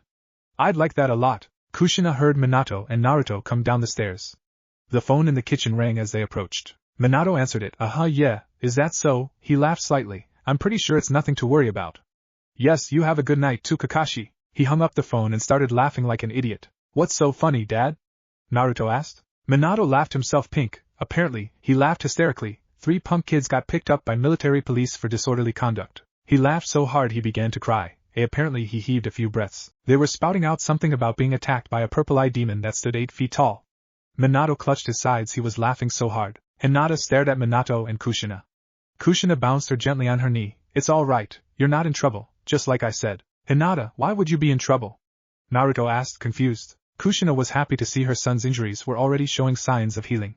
She isn't, and neither are you. Kushina smiled at her son. However, I think we all have something big we need to talk about. Kushina stared at Minato. Something we hoped we didn't have to tell you about. She stared back at Hinata, although I think we would be better discussing this over dinner. If your parents don't mind, do you like curry? If you made it, Auntie Kushina, I'm sure it will be delicious. Hinata smiled. Kushina had a feeling this was going to be an interesting dinner. Lord Minato looked in on his son, now sleeping soundly in his bed. He looked so peaceful, like he didn't have a care in the world. To be young and unafraid of the world, Minato felt just a little jealous of his son's innocence. Naruto had his whole life ahead, and he had not been to war. Minato didn't want his son to walk this path. He wished he'd keep his son tucked away somewhere safe. No survival and evasion drills, no self-defense training, and no worrying about Ninetales. Dinner had been quite the event. Minato was pretty sure Naruto still didn't fully understand the gravity of what was happening. Most 5-year-old children couldn't. Still, Naruto at least understood how important it was to keep Ninetales a secret. Naruto didn't always understand much, but as a ninja in training, he understood how important the Hokage's orders were. He admired that in his son. Hey, his wife snuck up beside him, wrapping her arms around his arm. You're awfully tense, Lord Hokage. She smiled coyly. Minato felt his heart pulsing as his wife rested her head on his shoulder. Do you think it was a good idea to tell him? He asked. When he and Naruto had come down the stairs, he hadn't expected to have the conversation they had planned for when he was much older, at least halfway through the academy. Minato was no stranger to having actions circumstanced overtake plans. What choice did we have? Kushina asked. How long before he has a significant event like Hinata has? He already did, remember, he reminded her. He tracked her scent to her the day she was kidnapped. Minato knew where this was going. I just worry that knowing will cause him unnecessary anxiety. Not knowing has already caused Hinata great fear and pain, Kushina corrected him. Lord Hayashi wants to act like it isn't there. You saw how much more alive and confident Hinata felt when she left, knowing she had people she could trust with the same. How could deny the same from our son? We can't make this go away by pretending it doesn't exist. I know that. I just wish Minato trailed off. I hope that we won't cause more trouble than we prevent. Minato started at his son, passed out drooling on his pillow. Someday, sooner rather than later, his son would have to lose the innocence Minato envied him for if he were to survive. Can you imagine what trouble he'd get into if he found out the hard way, from someone else? I only hope he isn't as much trouble as you were. Minato smirked as he looked at his wife, still wrapped around his arm. Her reply was a mix of mock shock and innocence. Me, trouble? I haven't the faintest idea what you're talking about, Lord Hokage. She smiled a wolfish grin. She only called him Lord Hokage if they were in formal circumstances or if she was teasing him. Kushina loved to tease. I seem to remember a certain teenage girl who couldn't keep her hands to herself after I rescued her from a bunch of Kumo shinobi. He closed the door to Naruto's room and took her in his arms. Kushina rubbed his chest. I seem to remember a certain Lord Hokage. She paused to nibble his ear, who would have left his son and friend's daughter out in the cold to have squishy time, if I'd let him. Minato felt his cheeks turn red. Perv, he said. Fiend. She whispered excitedly to his ear. He stared into her violet-blue eyes in the dark of the hallway. There was no need for words as he kissed her deeply. She clawed at his shirt now, pulling it away as they half stumbled, half walked to their bedroom. Everything he had felt earlier this afternoon had returned to him as if the interlude had not happened. This time, there was no family emergency or other crisis to extinguish. This time, there was just Kushina, him, and nothing but shadow between them as she forced him down on the bed and made love with him. Being here with her now took him away to another place where all the worries, all the weight of being Hokage fell away. He never had enough time to express how damn lucky he was to have her and Naruto. Even while things were far from perfect, this small celebration with her was all he needed to remember what was important in his life. After they had finished, he was still holding her, reminding himself how lucky he was as she fell asleep, pressed up against him. He again renewed his commitment to her, as he watched her dreaming. Minato tried keeping his eyes open just a little longer to watch her, but his eyelids slowly sank until there was only darkness and the warmth of her against him. Chapter 10. Akemi Hyuga walked through the courtyard of where she grew herbs and flowers in the cold, early morning. There was still a nip in the air on this early March morning, and most of the plants that would regrow still lay dormant. Others would need to be planted as soon as the soil warmed enough to be worked. Even with so little to see now, she could imagine it in full bloom already. In another month, she would plant early spring crops, probably daikon radish and some greens, in the small section she had reserved for Hinata. Lavender would come soon after. After that, sunflowers, basil, peppers, and a few other fragrant varieties of flowers. She sat on a bench, contemplating her future. Her husband had given this plot to her as a wedding present, had built it to her specifications. She loved Hayashi very much, But even still, she often felt like she didn't belong in this family. She was no ninja, having come from outside the village. She had trained as a midwife and had come to Konoha when she was only 20, fresh from being certified. That was when she met him, handsome, quiet, but secretly wild at heart. Akemi felt her heart flutter like it had the first time she saw him, when she first met his sister-in-law.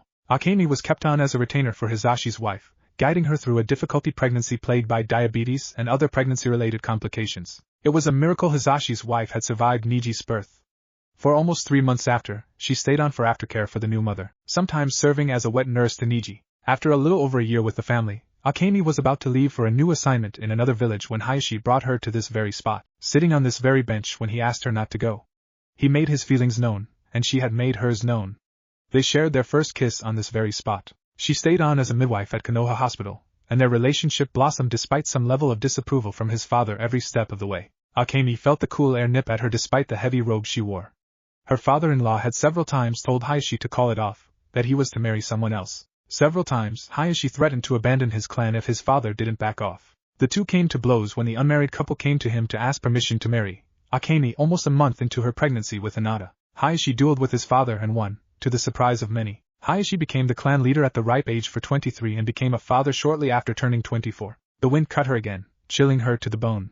The cold air made her feel weak and weary despite the early hour of morning. Ever since giving birth to her second daughter, Hanabi, almost a year earlier, things had been increasingly difficult. The pregnancy and labor had been difficult. In the recovery period afterwards, she had to call in a wet nurse several times when she, herself, couldn't nurse Hanabi. She had considered calling Kushina but did not want to impose on her. Kushina had been training her son as well as Hinata at times. Akemi did not want to keep running to her friend every time something was going less than ideal. Akemi looked again at the garden. Hinata had been an excellent helper last year, easily ready for the plot she had set aside for her. Akemi was pretty sure, more and more of this garden would be Hinata's this year with how weak she was still feeling. More frustrating than dealing with how cold Hayashi was turning toward Hinata lately, Akemi felt useless to step in. She wasn't springing back like she'd expected to. She had little doubt that she was the weakest link in this family. "Mommy," a soft voice carried from her left. Hinata was dressed for school, her bag over her shoulders. She looked cute as a button. "Yes, little one," Akemi replied. "Mommy," Hinata stammered the way she did when she was nervous. "I need to ask you something." Her little girl tucked her hands behind her. Her stare remained locked on her. Akemi barely noticed it at first, but Hinata had her Byakugan activated. While she was glad her daughter was less scared to embrace it than she had been before, Akemi worried what secrets the little girl might learn throughout the compound now that she could see everything.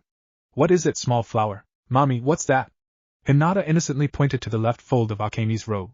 Akemi looked down, expecting to see a stain or something wrong with the robe.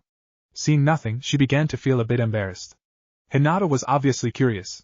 "What is what?" she asked innocently. "That round thing in your left breast, Mom," Hinata said. "You don't have it on your right, and it's a color I haven't seen in anyone's chakra before." Akemi's heart stopped for a moment. Like tumblers in a lock, everything began to line up to a horrific conclusion: the fatigue, the body aches, the sensation of being sick all the time. She had thought it was some delayed after effect from the pregnancy, postpartum depression or otherwise. Akemi stood up, turning away from Hinata, and she reached into her robe discreetly with her right hand. It was there, hard, immovable, and about the size of small walnut. Oh gods! She turned back at Hinata and froze. Everything flashed before her, as she contemplated her daughters growing up without her. She couldn't let it happen. She needed to be ready. She needed someone to talk to. She couldn't let Hinata know what was happening. "Hinata, I want you to go to school, okay?" "Okay, Mommy, is everything alright?" "Everything is fine, sweetheart," she lied, trying to restrain tears. "Go on, Andy Kushina might be picking you up from reading class today, okay?" "Alright," Hinata smiled, hugging her mom. "I love you, Mommy." "I love you too, sweetheart." Akemi watched her daughter run on her way to school. The moment felt surreal, like the world had gone mad, and she was seeing things in slow motion. Akemi didn't remember going to the phone or dialing the number, but it was the next place she found herself listening to the drone of the dial tone. "Hello," Kushina's voice came softly. "Kushina," she cried, finally breaking down. "Akemi?" Kushina sounded shocked. "What's wrong, are you okay?" "Kushina." Akemi tried to compose herself. "I need a favor. I need help. Anything." Her friend sounded concerned. "What's wrong? Has something happened?" Hinata, Akemi struggled through tears, was using her Byakugan and spotted something in my left breast this morning. "I felt a lump when I checked it." Silence filled the air for a long moment. Even through it, they shared the understanding of a probable breast cancer diagnosis. "Akemi, hang up immediately and call Lady Tsunade's office," Kushina commanded. "Don't take no for an answer, get in and see her today." Kushina, thank you for taking such good care of Hinata. Thank me after Tsunade has everything under control. Now get to it. Her friend ordered. Hinata has a reading class after school, will you? Akemi didn't finish before being cut off. I'll get her home from school. Now hang up and make the call. The line went dead as she tapped the receiver. She called the hospital and asked to speak to Tsunade immediately, that it was urgent. The whole time was short but agonizing. Akemi? Tsunade's voice finally came through after what had felt forever. A quick explanation later, there was silence for the longest second of her life to date. Akemi, get yourself to my office, right now. There might be a short wait, but I'll see you right away. The stress in Tsunade's voice suggested she too thought time was critical. If you want, bring your husband, if not, come alone, but hurry please. I'll there shortly. Akemi hung up the phone, ran to her room to grab her purse and a jacket, and she made for the door. She hoped they weren't already too late. Naruto struggled through the pop quiz that instructor Mizuki had sprung on them. How the heck did this get so hard? A few months ago, this was easy. In preschool, basic word and picture books came easy, and Naruto loved to read. He loved to read to his mom as much as she loved to read to him. He wasn't sure what changed, but it changed about a week after starting the academy. Class, there is now 3 minutes left, please start wrapping it up. Mizuki-sensei called out. Naruto looked up. Mizuki's eyes were locked on him, a broad smile on his face. Something about his eyes made Naruto's right hand shake as he tried to fill in the answer to the question. Dang it! I'm not even half done. The words on the page began washing together, and their meanings became obscured as a result. Damn it, you used to be so good at this. Naruto felt himself getting ready to cry. Except, he knew the other students would make fun of him and laugh again, like had happened last week. When did I suddenly become stupid? Time is up. Please turn in your papers down to the left. Mizuki called. A lone tear traced down Naruto's cheek. It was followed by another, and another, and another. Pretty soon, he was crying as papers were passed at him. He couldn't do this. Mr. Uzumaki. Mizuki called with venomous eyes. Do not make me repeat myself. Turn the papers down to the left or you'll find yourself in the headmaster's office again. He could hear laughter. It began small, but it soon built like a torrent of flames. The room was spinning and on fire, and he felt a disgusting feeling in his gut as the laughter made the room flash over. He didn't remember springing from his seat or running to the restroom. When he did regain his sense of self, he found himself crying over a toilet filled with his vomit. He didn't want to be here. He didn't want to be a ninja anymore. The thought pressed against his unsettled stomach. He could hear his father and mother telling them how ashamed they were of him for being a failure. He threw up again. When he finished, he could hear Mizuki chiding him for making a mess and making an emotional scene. The tears began flowing freely now. There was a hand on his shoulder. Hey Naruto, you okay? The voice was soft but masculine. Naruto looked up from the toilet bowl to see a boy with jet black hair and hard features. Sasuke. He heaved. Naruto felt dizzy. Come on, his friend offered a hand, helping him up. Don't worry about Instructor Mizuki, he's got a corn cob up his ass. Sasuke, you shouldn't talk like that, Naruto said as he steadied himself. What if your parents were told? They wouldn't care, especially my father, Sasuke scoffed. Naruto knew what Sasuke was talking about. The few times he had gone over to play ninja, Sasuke's fathers, Fugaku, treated him with the same regard as some shadow on a wall. He knew through dad that Sasuke's father was some kind of cop. Like his own dad, Naruto could tell Sasuke's dad was away from home a lot because of work. Unlike his dad, something about Mr. Uchiha reminded Naruto of Uncle Hayashi. Definitely not Mr. Sunshine. Thanks, Sasuke. Naruto smiled at his friend. Yeah, whatever, Sasuke said, walking away. See you around. As Sasuke walked away, Naruto looked in the bathroom mirror. His eyes were red from crying, from staying up late with his nose in a book trying to figure out what he was missing, and from secretly skipping or fleeing classes like he did to have a breakdown like he just had. He looked awful. No retreat, no falling back. You're staying here tonight until you get it right. A ninja never gives up, he said to his reflection, and I never go back on my word. Believe it. Naruto put on his best smile and gently fist-bumped his reflection. The tension in the Hokage's office was palpable. The acid in Minato's stomach was rising with the odiousness of the task in front of him. 3 members of the ANBU stood in front of him. Kakashi, standing on the far left, wore only a half-face mask. His face was expressionless, but Minato knew there was a sea of emotions at play behind the man's lifeless eyes. Another ANBU agent stood to Minato's far right, wearing a white porcelain animal mask. Diminutive in comparison to his companions, Minato knew better than to underestimate the young man. He was one of the best ANBU in the history of the service, and he was the youngest person to ever join the ANBU. The real knife in the chest was having Danzo Shimura standing before him. Danzo was the head of the ANBU. He was also the subject of this meeting. Lord Hokage, this is an unexpected surprise, Danzo said. Something about the man's mannerisms put Minato off. Every word from the man's lips had double meanings, and every action he took frequently had hidden intentions behind it. Until 2 days ago, Minato had put it off as eccentricity. There had been plenty of implications in the past, but Minato had real proof of wrongdoing, and he needed to know how bad the situation was. Danzo, please take a seat, there is something we need to discuss. Minato extended his hand toward the chair placed in front of his desk. Danzo sat, not taking his eyes off of Minato once. To what do I owe the honor, sir? Danzo's expression was stony, like an angry version of Hayashi Hyuga's face. Danzo was revered for both being an effective and a ruthless leader. Lord Third had relied heavily on him during the war. However, whatever honorable service Danzo had rendered in the past, recent events in the present had now thoroughly overshadowed anything positive he had done. Danzo, I've heard some very disturbing rumors lately. Such as? Danzo gave nothing away. Such as you've been taking children from orphanages, and have been associating with known criminals. Minato tried but failed to avoid sounding judgmental. I merely seek to act in the best interests of this village. So do I, Minato responded curtly. But we can't do what is best for our village if we abandon the principles of our village. Principles like the will of fire. Everyone in this village is family. We can't protect any of them if we start treating them like pawns on a shogi board. Minato's voice began rising slowly with anger seeping out of the place he kept it hidden. And what would you have us do, Lord Hokage? Danzo became gruff in tone, like a drill instructor. Make peace with the Kumo, perhaps have the fourth Raikage as our honored guest, drinking our tea after how many shinobi died trying to defeat him. If we abandon our principles, we are no better than our enemies. A tiny ember began burning inside Minato's chest. Minato knew Danzo had been jealous, but he hadn't expected him to take such drastic steps to undermine a seated Hokage. Several times Danzo had been investigated for undermining other officials, and it had always come to nothing. Minato didn't want to believe what he knew, but now, he truly wondered what the man was capable of.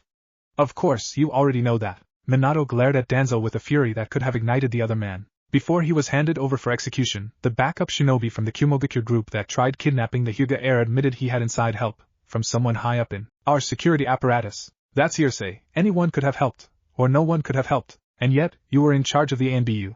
And you were caught flat-footed. As damning as the implication was, Minato knew that wasn't even the worst of it.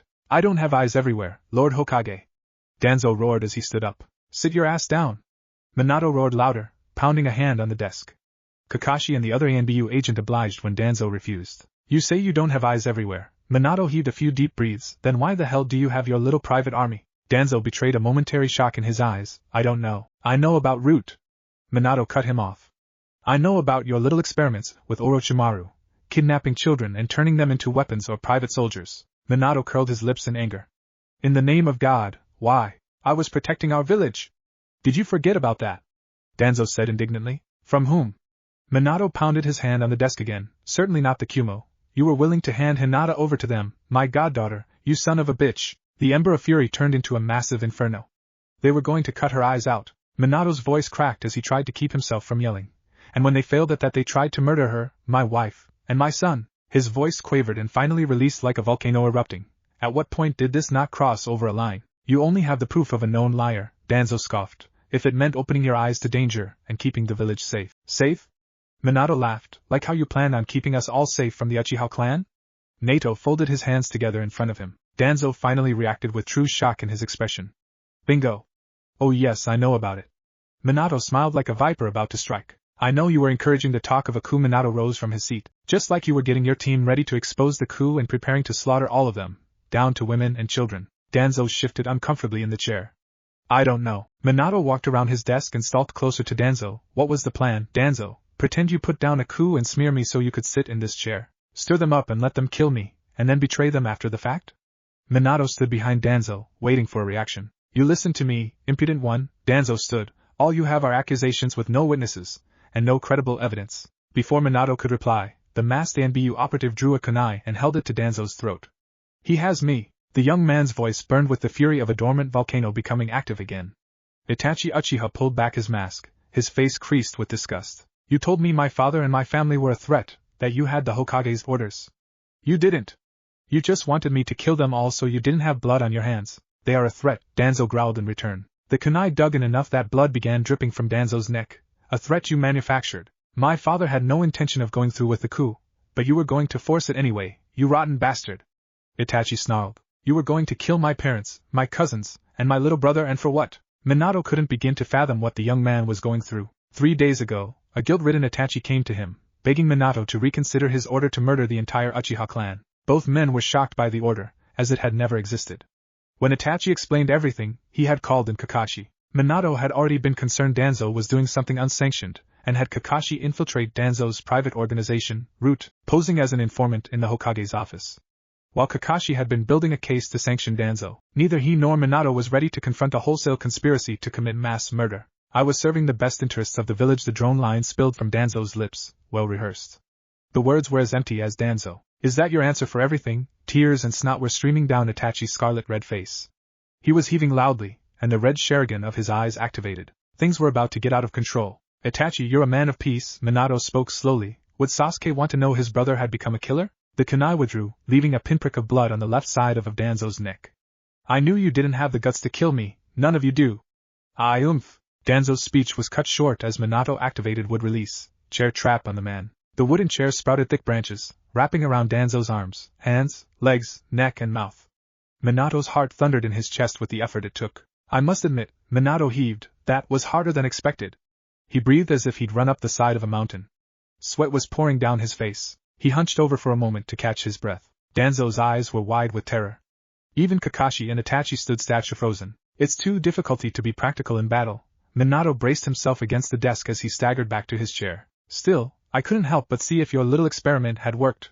He sighed. Lady Tsunade had chastised him for testing such an unproven and dangerous thing as bonding some of the first Hokage cells to his own right hand. Surprisingly, he survived the bonding process just fine. However, the amount of chakra it took from him effectively rendered him useless for anything more in battle. A knock at the door distracted them. Come in, Fugaku. Minato called aloud. The head of the Konoha military police and current leader of the Uchiha clan entered the room, looking serious, almost constipated. Minato smiled. Good to see you, alive, old friend. No thanks to him, he gestured toward the now unsaid Danzo. The castle with him? Yes, Minato finally felt his heart rate return to normal. He's too dangerous to keep here. I'll see to it. Fugaku Uchiha bowed. Thank you, Lord Hokage. Fugaku, I'm still your friend, Minato. He smiled. We are in your debt. How can I ever repay you? The clan leader asked. A request, Minato replied. Spend more time with your sons. He smiled. They're only young ones, and not long at that. Fugaku smiled and bowed his head and took the prisoner from the room. Lord Hokage, Itachi said, his cheeks still red even without tears. Go on, Itachi. Itachi removed his mask and set it on the desk. I don't think I'm qualified to be ANBU anymore. Personally, I was hoping you'd say that, Itachi. Minato folded his hands in front of him. I've a little project I thought someone like you would be suited for. No assassinations and no foreign espionage. The boy's face brightened. Internal law enforcement, investigation and enforcement, the Konoha Investigation Bureau. Itachi wrinkled his face. Never heard of it. It doesn't exist yet, Minato explained. I was hoping you'd be one of our first field agents. I envisioned it for dealing with crime and internal security matters that were beyond the local constabulary but not requiring a military police response. Itachi smiled. Count me in. Glad to hear it. Minato grinned. Now go and see if you can keep that brother of yours out of trouble for 5 minutes. Report to my office tomorrow morning. Itachi bowed and left.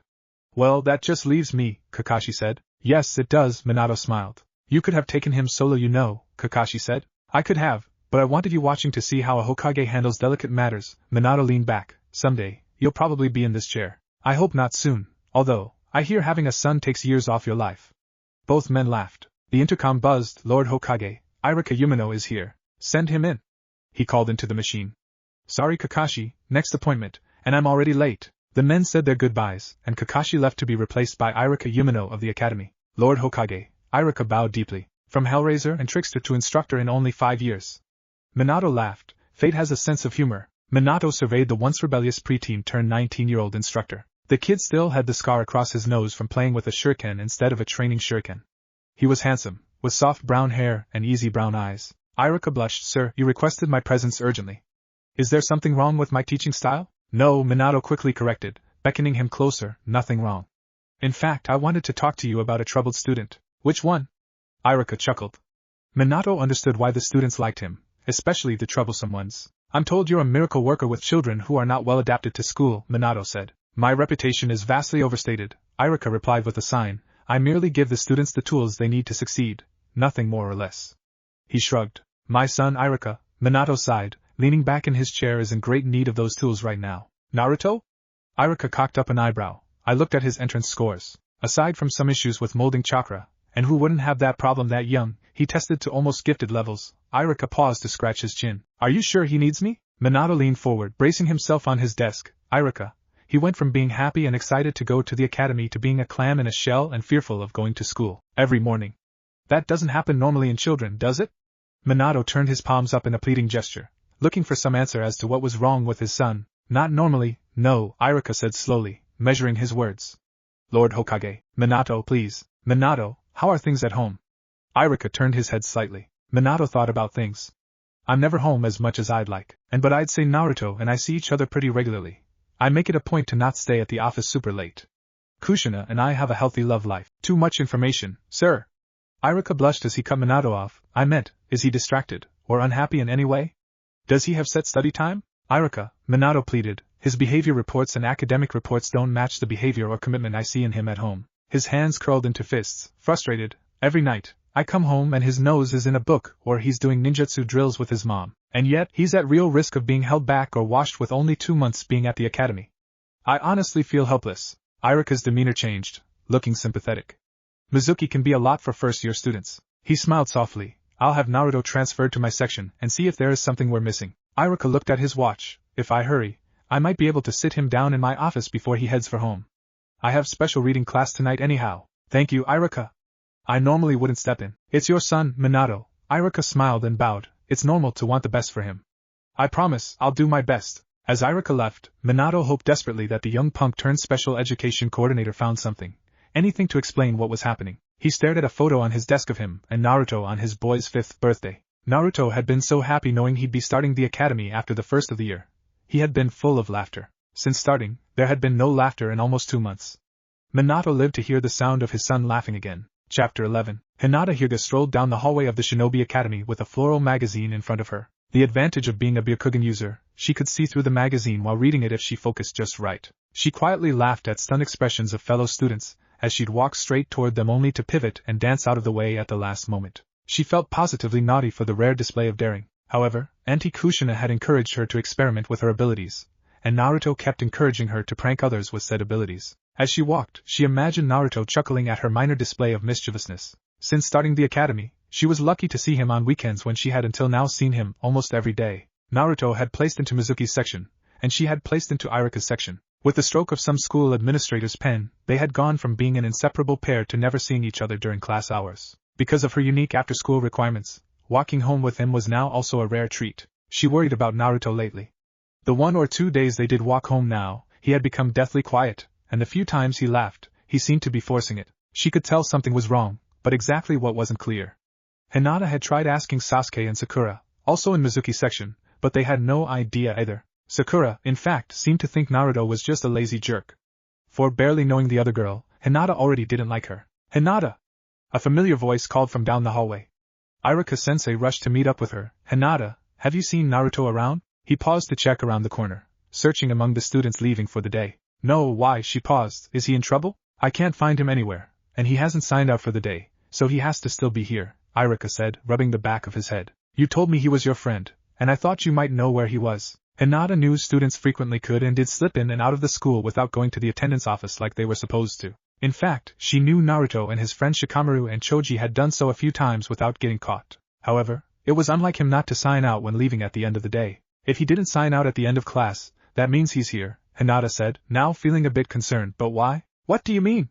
Iruka wrinkled his eyebrows. Naruto doesn't like school. He at least doesn't like the classroom. Why would he stay late if he wasn't in any of the after-school programs? Can you help me look for him, Hinata? His dad asked me to talk to him. Naruto is going to be transferring into our class tomorrow, but I'd like to talk to him a bit before the change. Naruto is transferring into my class. Hinata felt butterflies in her stomach. She'd see him every day again. If she was lucky, she could sit next to him, too. She stammered, I'll help you look. She was pretty sure she was blushing. I'll check the classrooms on the 2nd floor if you want to search for him down here. Good call, Iruka said. Meet me down at the learning center once you're done. If you don't find him, we'll gather the rest of the class and search the grounds for him. Hinata bowed and raced off for the stairs, Iruka reminding her not to run as she took off. The academy was huge, but there thankfully were only a few places Naruto could actually go. The upper 3 floors were reserved as office space for instructors and classrooms accessible to Genin or Chunin student learning special techniques not taught to basic academy students. The bottom 2 floors were solely dedicated to students who had not yet graduated to the level of Genin. Without an instructor or other ninja to sign you through security, no basic student was allowed on the upper levels. Hinata started there, and the Genin level ninja at the security desk confirmed Naruto had not been signed in for office hours or with anyone else. Hinata activated her Byakugan, pushing it outward to search through the walls. The search only took a few minutes, and she did see him in a deserted classroom. Naruto was sitting at a desk, scribbling furiously at something in front of him. Naruto's chakra burned a dull red, versus his normally serene blue. As she approached the room, she could feel her senses sharpen. In addition to his visible anger, she could smell his frustration as she opened the door. "And Naruto," she called as she opened the door slightly. Stepping closer, she could see a growing pile of crumpled papers at his feet. Naruto's eyes were red and wet with tears, and his cheeks, too, were spotted with red. He looked up from his desk, his eyes growing wide before his face contorted again. "Hinata, go away," he sobbed, turning away from her. "Naruto!" She ran to his side, now sick with worry. By the time she reached him, he slipped from the chair, landed on his hands and knees, and began crying in a way she'd never seen him do before. Naruto never cries. He must be badly hurt. "Naruto! What's wrong?" she said, kneeling at his side. "I don't understand any of it, Hinata," he wailed, "and they're going to fail me. I'm going to flunk out of the academy." Naruto heaved violently. Hinata put her arms around him, letting him cry into her shoulder. His tears burned hot, molten lava spilling from a volcano erupting. "Naruto, why would they do that?" she asked. "You try so hard." "I try," he sobbed, not removing his head from her shoulder. "I really, really do. And I want to pass. I want to be the greatest ninja who ever lived," he shouted, "but I can't make sense of any of it. I am just stupid." He went limp as he continued to cry. As she held him, she let her eyes wander to what he had been working on. The various bits of crumpled and torn papers contained a garbled collection of characters and attempts at copying sentences from a textbook. As she focused in, there were obvious errors and transpositions. Hinata recognized it as something she struggled with. "Naruto," she said softly, "the words on the page make no sense, and the words in your head won't come out on paper, will they?" He nodded. "It's like I became stupid the second I got here. Everyone laughs at me. I can't pass a written test to save my life." He choked. "I want to pass so badly, but I'll never have a chance now." "Naruto! That's not true." Hinata spoke sharply. "You just need a different teacher." She held him in front of her. "You once said you'd never go back on your word. Well, this is my word. I'm not giving up on you." She pulled one of the papers from the desk. "I know someone who can help, who has been helping me, but you have to give him a chance." "Help?" Naruto asked. "Iruka-sensei, my class instructor," she said. "But I thought you had to be an underachiever to be in his class." Naruto cried. "No, you don't." She helped him up. "He merely teaches students that tend to have learning problems because he's the only one trained to do it." "You wouldn't call me an underachiever, would you?" Naruto shook his head. "No, never, Hinata. Come with me." She gathered a few of the papers and walked him downstairs. By the time they reached the learning center, Naruto had dried his eyes and looked calmer than he had in the classroom. "Ah, Hinata," Iruka greeted her and Naruto. He smiled. "I've been looking forward to meeting you." Naruto bowed. "Hello, Iruka-sensei."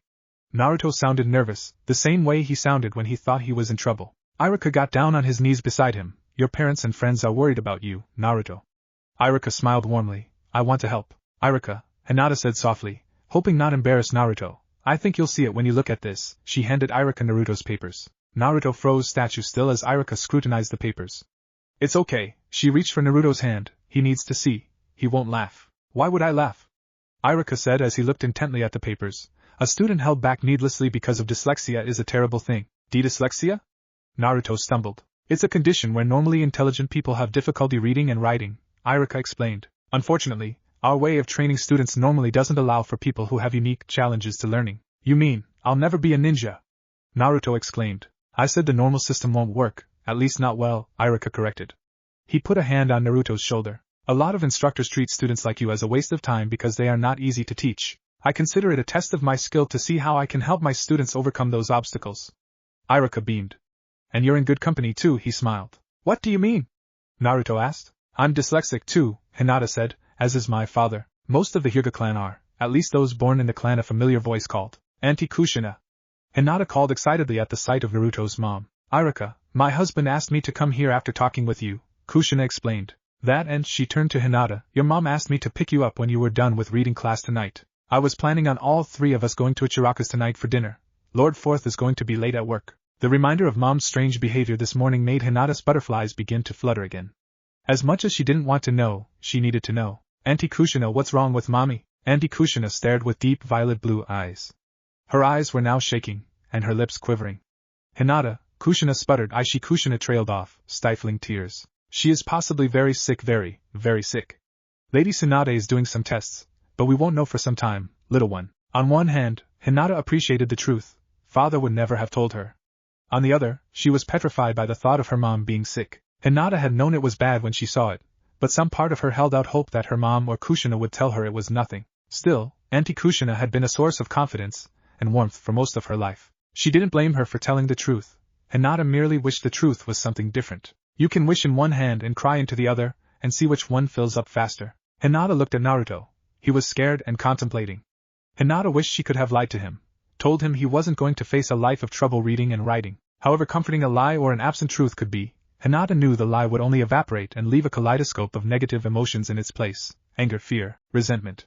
It was why she trusted Auntie Kushina without question. She would never withhold the truth, even if she thought it would hurt. Kushina, I hate to change subject here, Iruka spoke, but I think it would be best if Naruto stayed for reading class tonight and going forward. Of course, she replied. Do you mind if I sit in and observe? Not at all, Iruka smiled. I prefer when parents get involved in the process with my students. As much as Hinata was scared, she was glad Auntie Kushina was here tonight. As sad as she was for Naruto, she was glad he'd now be in the same class. Mom would be okay. Tsunade was the best there was. Hinata worried about father more than anyone. He was hard man but a good man. Hinata knew deep down, beyond the hard, stony exterior, he would be very scared, and he would need her love as much as she needed him, too. Naruto punched at his target twice before pivoting into a reverse roundhouse kick. Hinata blocked expertly as she always did. When it came time for a counterattack, Naruto noticed she was pulling her strikes too heavily. She was trying not to hit him so much that her strikes wouldn't have hit even if he hadn't effectively blocked them. Come on, Hinata, he panted as they continued to spar, you can do better than that. In the almost 2 weeks since transferring into Iruka's section, Naruto's outlook on life had turned a corner. He had passed his first pop quiz, his reading comprehension scores were improving, and he had gone 2 full weeks without getting sent to the headmaster's office. He had also befriended Kiba, who suffered ADHD, and Shino, who had a mild stammer. Choji, Sasuke, Shikamaru, and Sakura also stayed in touch from his old section. Everything was great, except Hinata. He could understand her being upset about her mom being sick and having to go to the hospital every day. Hinata was spending more and more time with his family. Heck, several times Hinata had spent the night in the spare bedroom, and the shopkeepers in the village several times referred to Hinata as his sister. As nice as it was seeing her every day again, something was eating at her, and it wasn't just being worried about her mom. Naruto was determined to discover what. She came at him with a forward side kick, easily blocked. Naruto decided to test his theory by leaving his guard down with his other arm. Hinata thrusted a palm heel strike toward his exposed chest. The strike should have put him on his back. However, the blow merely grazed past his chest, wholly ineffective. I knew it. Time out, he called. Hinata and he bowed to one another, and they bowed to Mom and Uncle Kakashi, who had been watching the match. Naruto took a few moments to stretch, admiring the orange sun setting on the crisp March afternoon. The backyard still hadn't yet come back to life, and parts of it were still torn up from where Mom and Hinata had been working on small garden plots. This weekend, Naruto would be helping them with assembling raised beds and filling them in with soil. While Naruto wasn't much for gardening, all Mom had to do is remind him that a future Hokage needed to know many skills. That and Dad was taking the weekend off to help them on this project. Despite how often Dad missed things because of work, Naruto admired him for being there when it counted, and not just for him, but for also Hinata. He had been the one that insisted she train with Naruto now that Lord Hiashi was at the hospital with Aunt Akemi more and more. As Naruto stared at Hinata, he wondered how any part of her came from father. She was too kind. And that is probably why she's yet to win a match against you. Hey, Hinata, Naruto said, nervously scratching the back of his head, I don't mean to be rude, but can you try a little harder to hit me? Huh, Hinata stared at him confused. What do you mean? It's just, well, now it was his turn to blush in embarrassment. You see, I left my guard down at the end of that last match, on purpose. And you still didn't hit me. Why would you do that, Naruto-kun? Her eyes widened. Hinata had taken to referring to him as Naruto-kun whenever embarrassed, or in formal occasions. Hinata, I know you were intentionally missing hits, throwing rounds in the match, he explained. Had you been trying to hit me instead of not hit me, we'd be tied right now. Why? Naruto hoped he wasn't being rude, but he didn't want Hinata to throw crooked punches when things got real, either. Well, you see, Hinata blushed, tapping the tips of her index fingers together, another nervous gesture. I just don't want to hurt you, Naruto-kun. I mean, what if I hit you real hard? I'd never forgive myself if I hurt you. Naruto could understand to a degree. He'd much rather spar with Sasuke, Choji, Neji or Shikamaru than Hinata. The thought of injuring her was never far away, but they were training to be shinobi, and there was no way around it. But Hinata, he said, we can't learn to do this without facing off like it's the real thing. Do you think your cousin would go this easy on either of us if we were in a match against him? Well, she fidgeted with her fingers again. As annoying as the shy routine could be at moments like this, it was cute. Naruto blushed slightly. I don't really like competition, Naruto-kun. I think half of what we do in training matches, competing against one another, is wasteful. Hinata, Kakashi walked close to them. I think Naruto isn't concerned about win or lose here. He placed his hands on their shoulders. He's worried that if you train this way, you'll fight this way when it counts. And he doesn't want you or him getting hurt worse because you were afraid he might get hurt here. Kakashi nodded, trying to reassure her. Get hurt worse?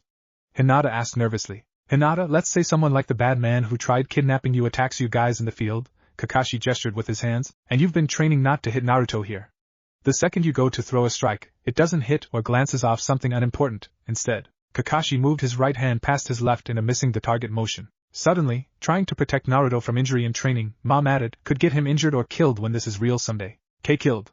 Hinata's eyes almost popped out of her head, they opened so wide. Mom knelt down next to Hinata. That is why we train here, like we're up against the real thing, where we can be safe, even if we get hurt a bit. Our friends, the people we love, could be put in real danger if we don't train properly. Someday, you could be with Naruto on a mission, and his life could be in your hands, and yours could be in his. You won't do anything that can truly hurt Naruto here, not while we're watching.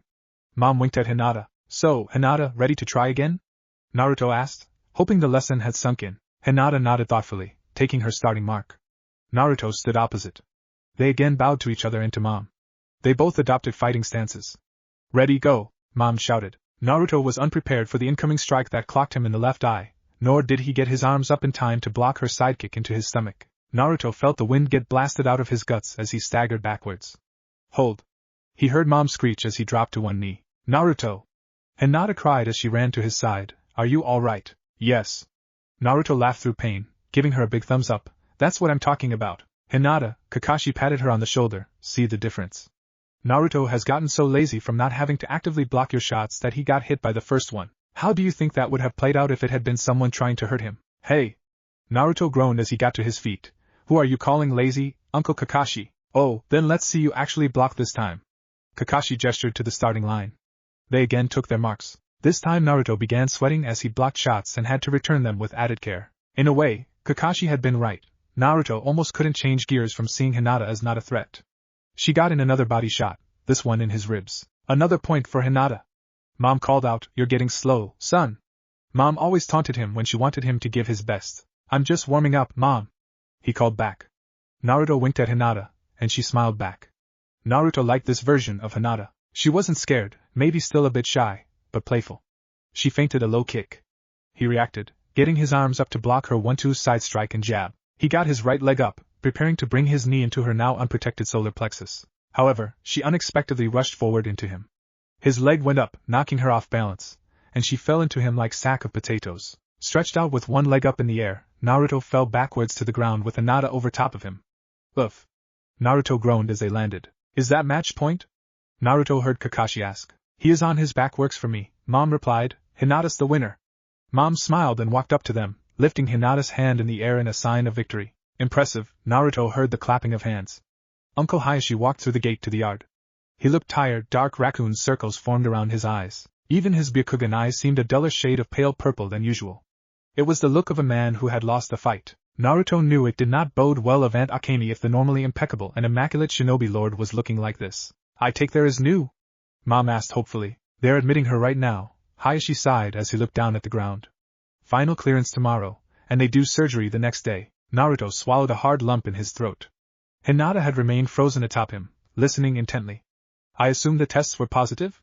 Mom asked. Stage 2B, no metastasis, he replied.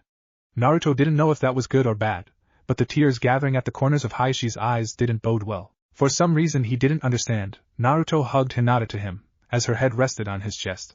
He could feel her shiver. That's good then. Mom replied, it has a high rate of survival. And if it hasn't spread, I could have caught this faster. Lord Hayashi began crying in earnest. Naruto could feel dampness seeping through his shirt where Hinata lay. If I hadn't been so damn distracted. Hayashi wept. Mom hugged the normally stone-faced man who was now crying like a baby with a broken balloon. Hayashi, you can't keep blaming yourself. Mom comforted the man. Naruto had never seen a grown-up cry so thoroughly until now. The scene threatened to make him cry too. Kushina, I have a favor to ask, Hayashi spoke as he colleagued himself. A favor? Of course, old friend, what can we do? Mom replied. The servants can look after Hanabi, but I'm worried about Hinata. As she hasn't been training for almost 2 weeks now, except for what you've been doing. Hiashi, you've been too busy. Hayashi raised a hand. Is she all right to stay here until Alkemi is home from the hospital? Of course, Mom nodded. Do we need to get her things? I'll have them sent over shortly, Hayashi said, wiping away tears. Kushina, thank you. It's the least we could do after all you and Akemi did for us. Hayashi started at Hinata and Naruto, shaking his head. How do you do it, Kushina? Do what? Mom asked, looking confused. Get my daughter to train like this? He asked. I feel like I'm up against a brick wall when trying to motivate her to train with me. You're not a mom, Hayashi, Mom winked, and Akemi is not a ninja, both of which work against me, Hayashi lamented. The clan elders, including my father, have repeatedly pointed it out since this all started, and it's none of their business. Mom's voice raised, any more than they need to know about her being Jinchuriki. The clan has no right to second-guess her place as heir, even if she's unhappy and unfit for the role? He asked. Hayashi, you have a wife and family to worry about first. Hey, Hinata, Kakashi spoke. Are you making yourself comfortable, or are you planning on climbing off of Naruto here? Kakashi giggled, implying he was joking. Nevertheless, Hinata freed herself from Naruto. Daddy, Hinata asked, can I see Mommy? Hinata, she's very sick right now, he began sternly. But something changed as he looked at Hinata's tear-soaked eyes. But I'm sure she'd love to see you at visiting hours tomorrow. Hayashi's voice sounded choked. Kushina, Kakashi said, how about I take the kids inside and start getting them cleaned up for dinner?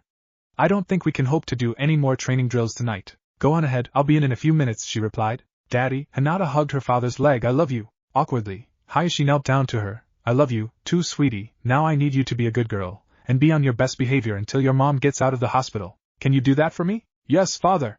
She hugged Hayashi tightly. Naruto, Lord Hayashi said, not loosening his grip on his daughter. I want you to take care of her for me. Train her well while I'm gone, or you'll answer to me. Naruto nodded, feeling the full weight of Uncle Hayashi's words. You can count on me. Naruto raised a thumb and winked. Believe it, Mom had put Naruto to bed early after dinner. For a long while, he just lay there in the dark of his room, too tired to turn on the reading lamp to read, but too awake to doze off. One by one, the lights in the hallway went out. He heard the door to his parents' room close. Naruto closed his eyes, hoping that he might will himself to sleep. However, his hearing grew sharper, and heard a familiar sound, crying. Naruto lay still, straining his ears to determine where it came from. He sat up in bed, hearing the sound more clearly as he turned his head. It was coming from the guest bedroom where Hinata was asleep. At first, Naruto hesitated. His parents were far from being hard-nosed, but he didn't know if they'd be upset with him being outside his room at night. The sound of Hinata sobbing caused a stranglehold on his guts. Naruto couldn't just sit here in the dark listening. He slid out from under his covers, carefully creeping across the floor in his soft pajamas to his slippers, and he quietly eased open the door to his room. Light from his window cast shadows everywhere. However, Naruto had learned from Kakashi at a young age that the shadows were a safe place for ninja. He crept quietly across the floor to the door to Hinata's room. Carefully, he turned the knob, careful not to make any noise. As he cracked the door, the sound of her crying only intensified. He almost closed the door, fearful that his parents might wake up. But there was no sign of them stirring. Naruto slipped through the door and carefully closed it behind him, this time making just enough noise to alert Hinata that he was here. Now Naruto-kun, she whispered loudly. He quickly brought his pointer finger to his lips, gently shushing her. Thankfully, she stopped. In the pale moonlight, Hinata glowed gently against the backdrop of the room's window. She looked a bit like a fairy from one of his picture books from preschool. Hinata, what's wrong? He whispered, walking closer to her. Her tears were now reflecting the moonlight like stars. Naruto! She cried, putting her arms around him and her head on his shoulder. Mom's going to die, I know it. She sobbed. Whoa, calm down. Naruto struggled to keep his voice steady. What are you talking about? Mom said she'd be okay. Daddy has never cried like that in front of me. Hinata squealed. He wouldn't cry like that if things were going to be okay. Hinata, he said, hugging her back, it's going to be okay. Would my mom have lied in front of you? No, but maybe she's wrong. Hinata wept. Hey, Naruto said, taking her by the shoulders, it's going to be okay, Hinata. You'll see, he smiled, wiping away some of his own tears. We'll go see your mom tomorrow at the hospital like my mom promised. Naruto felt his heart race with his conviction, and when she gets home, we'll give her a big bouquet of flower from the flower shop. I have money from my allowance, and Naruto-kun. Tears again spilled from her eyes. You must think me weak for crying so much. Hey, hugged her again. I'm crying too. He laughed. Why you've always been so kind to me. Hinata shook in his arms. He held her closely in case her legs gave out. That's what friends are for, he whispered to her ear. Naruto rocked her gently back and forth the way Mom did when he'd been scared or sad. Naruto, you really promise things will be okay? Hinata asked, not separating from him. She has the best doctors and the best 2 kids in the world pulling for her. What more could she ask for? He held her at arm's length, holding out his right pinky finger. Hinata, you promised me that you'd never give up on me. Now I'm promising I'll never give up on you. You mean that? She asked, wrapping her finger around his. Forever and ever, Naruto said, tightening his pinky around hers. He wrapped her in a warm hug until she began to doze off. Naruto tucked her in, gently patting her on the head. As she drifted off, Naruto wasn't sure why, but he gently kissed her forehead before turning to return to his room. What if Minato and Kushina raised Naruto naruhina? And thanks for watching my video till the end. If you enjoyed this content, then do consider subscribing to my channel, and leave a like if you guys need the next part. Comment down, and thanks for watching the video, and see you guys in the next video.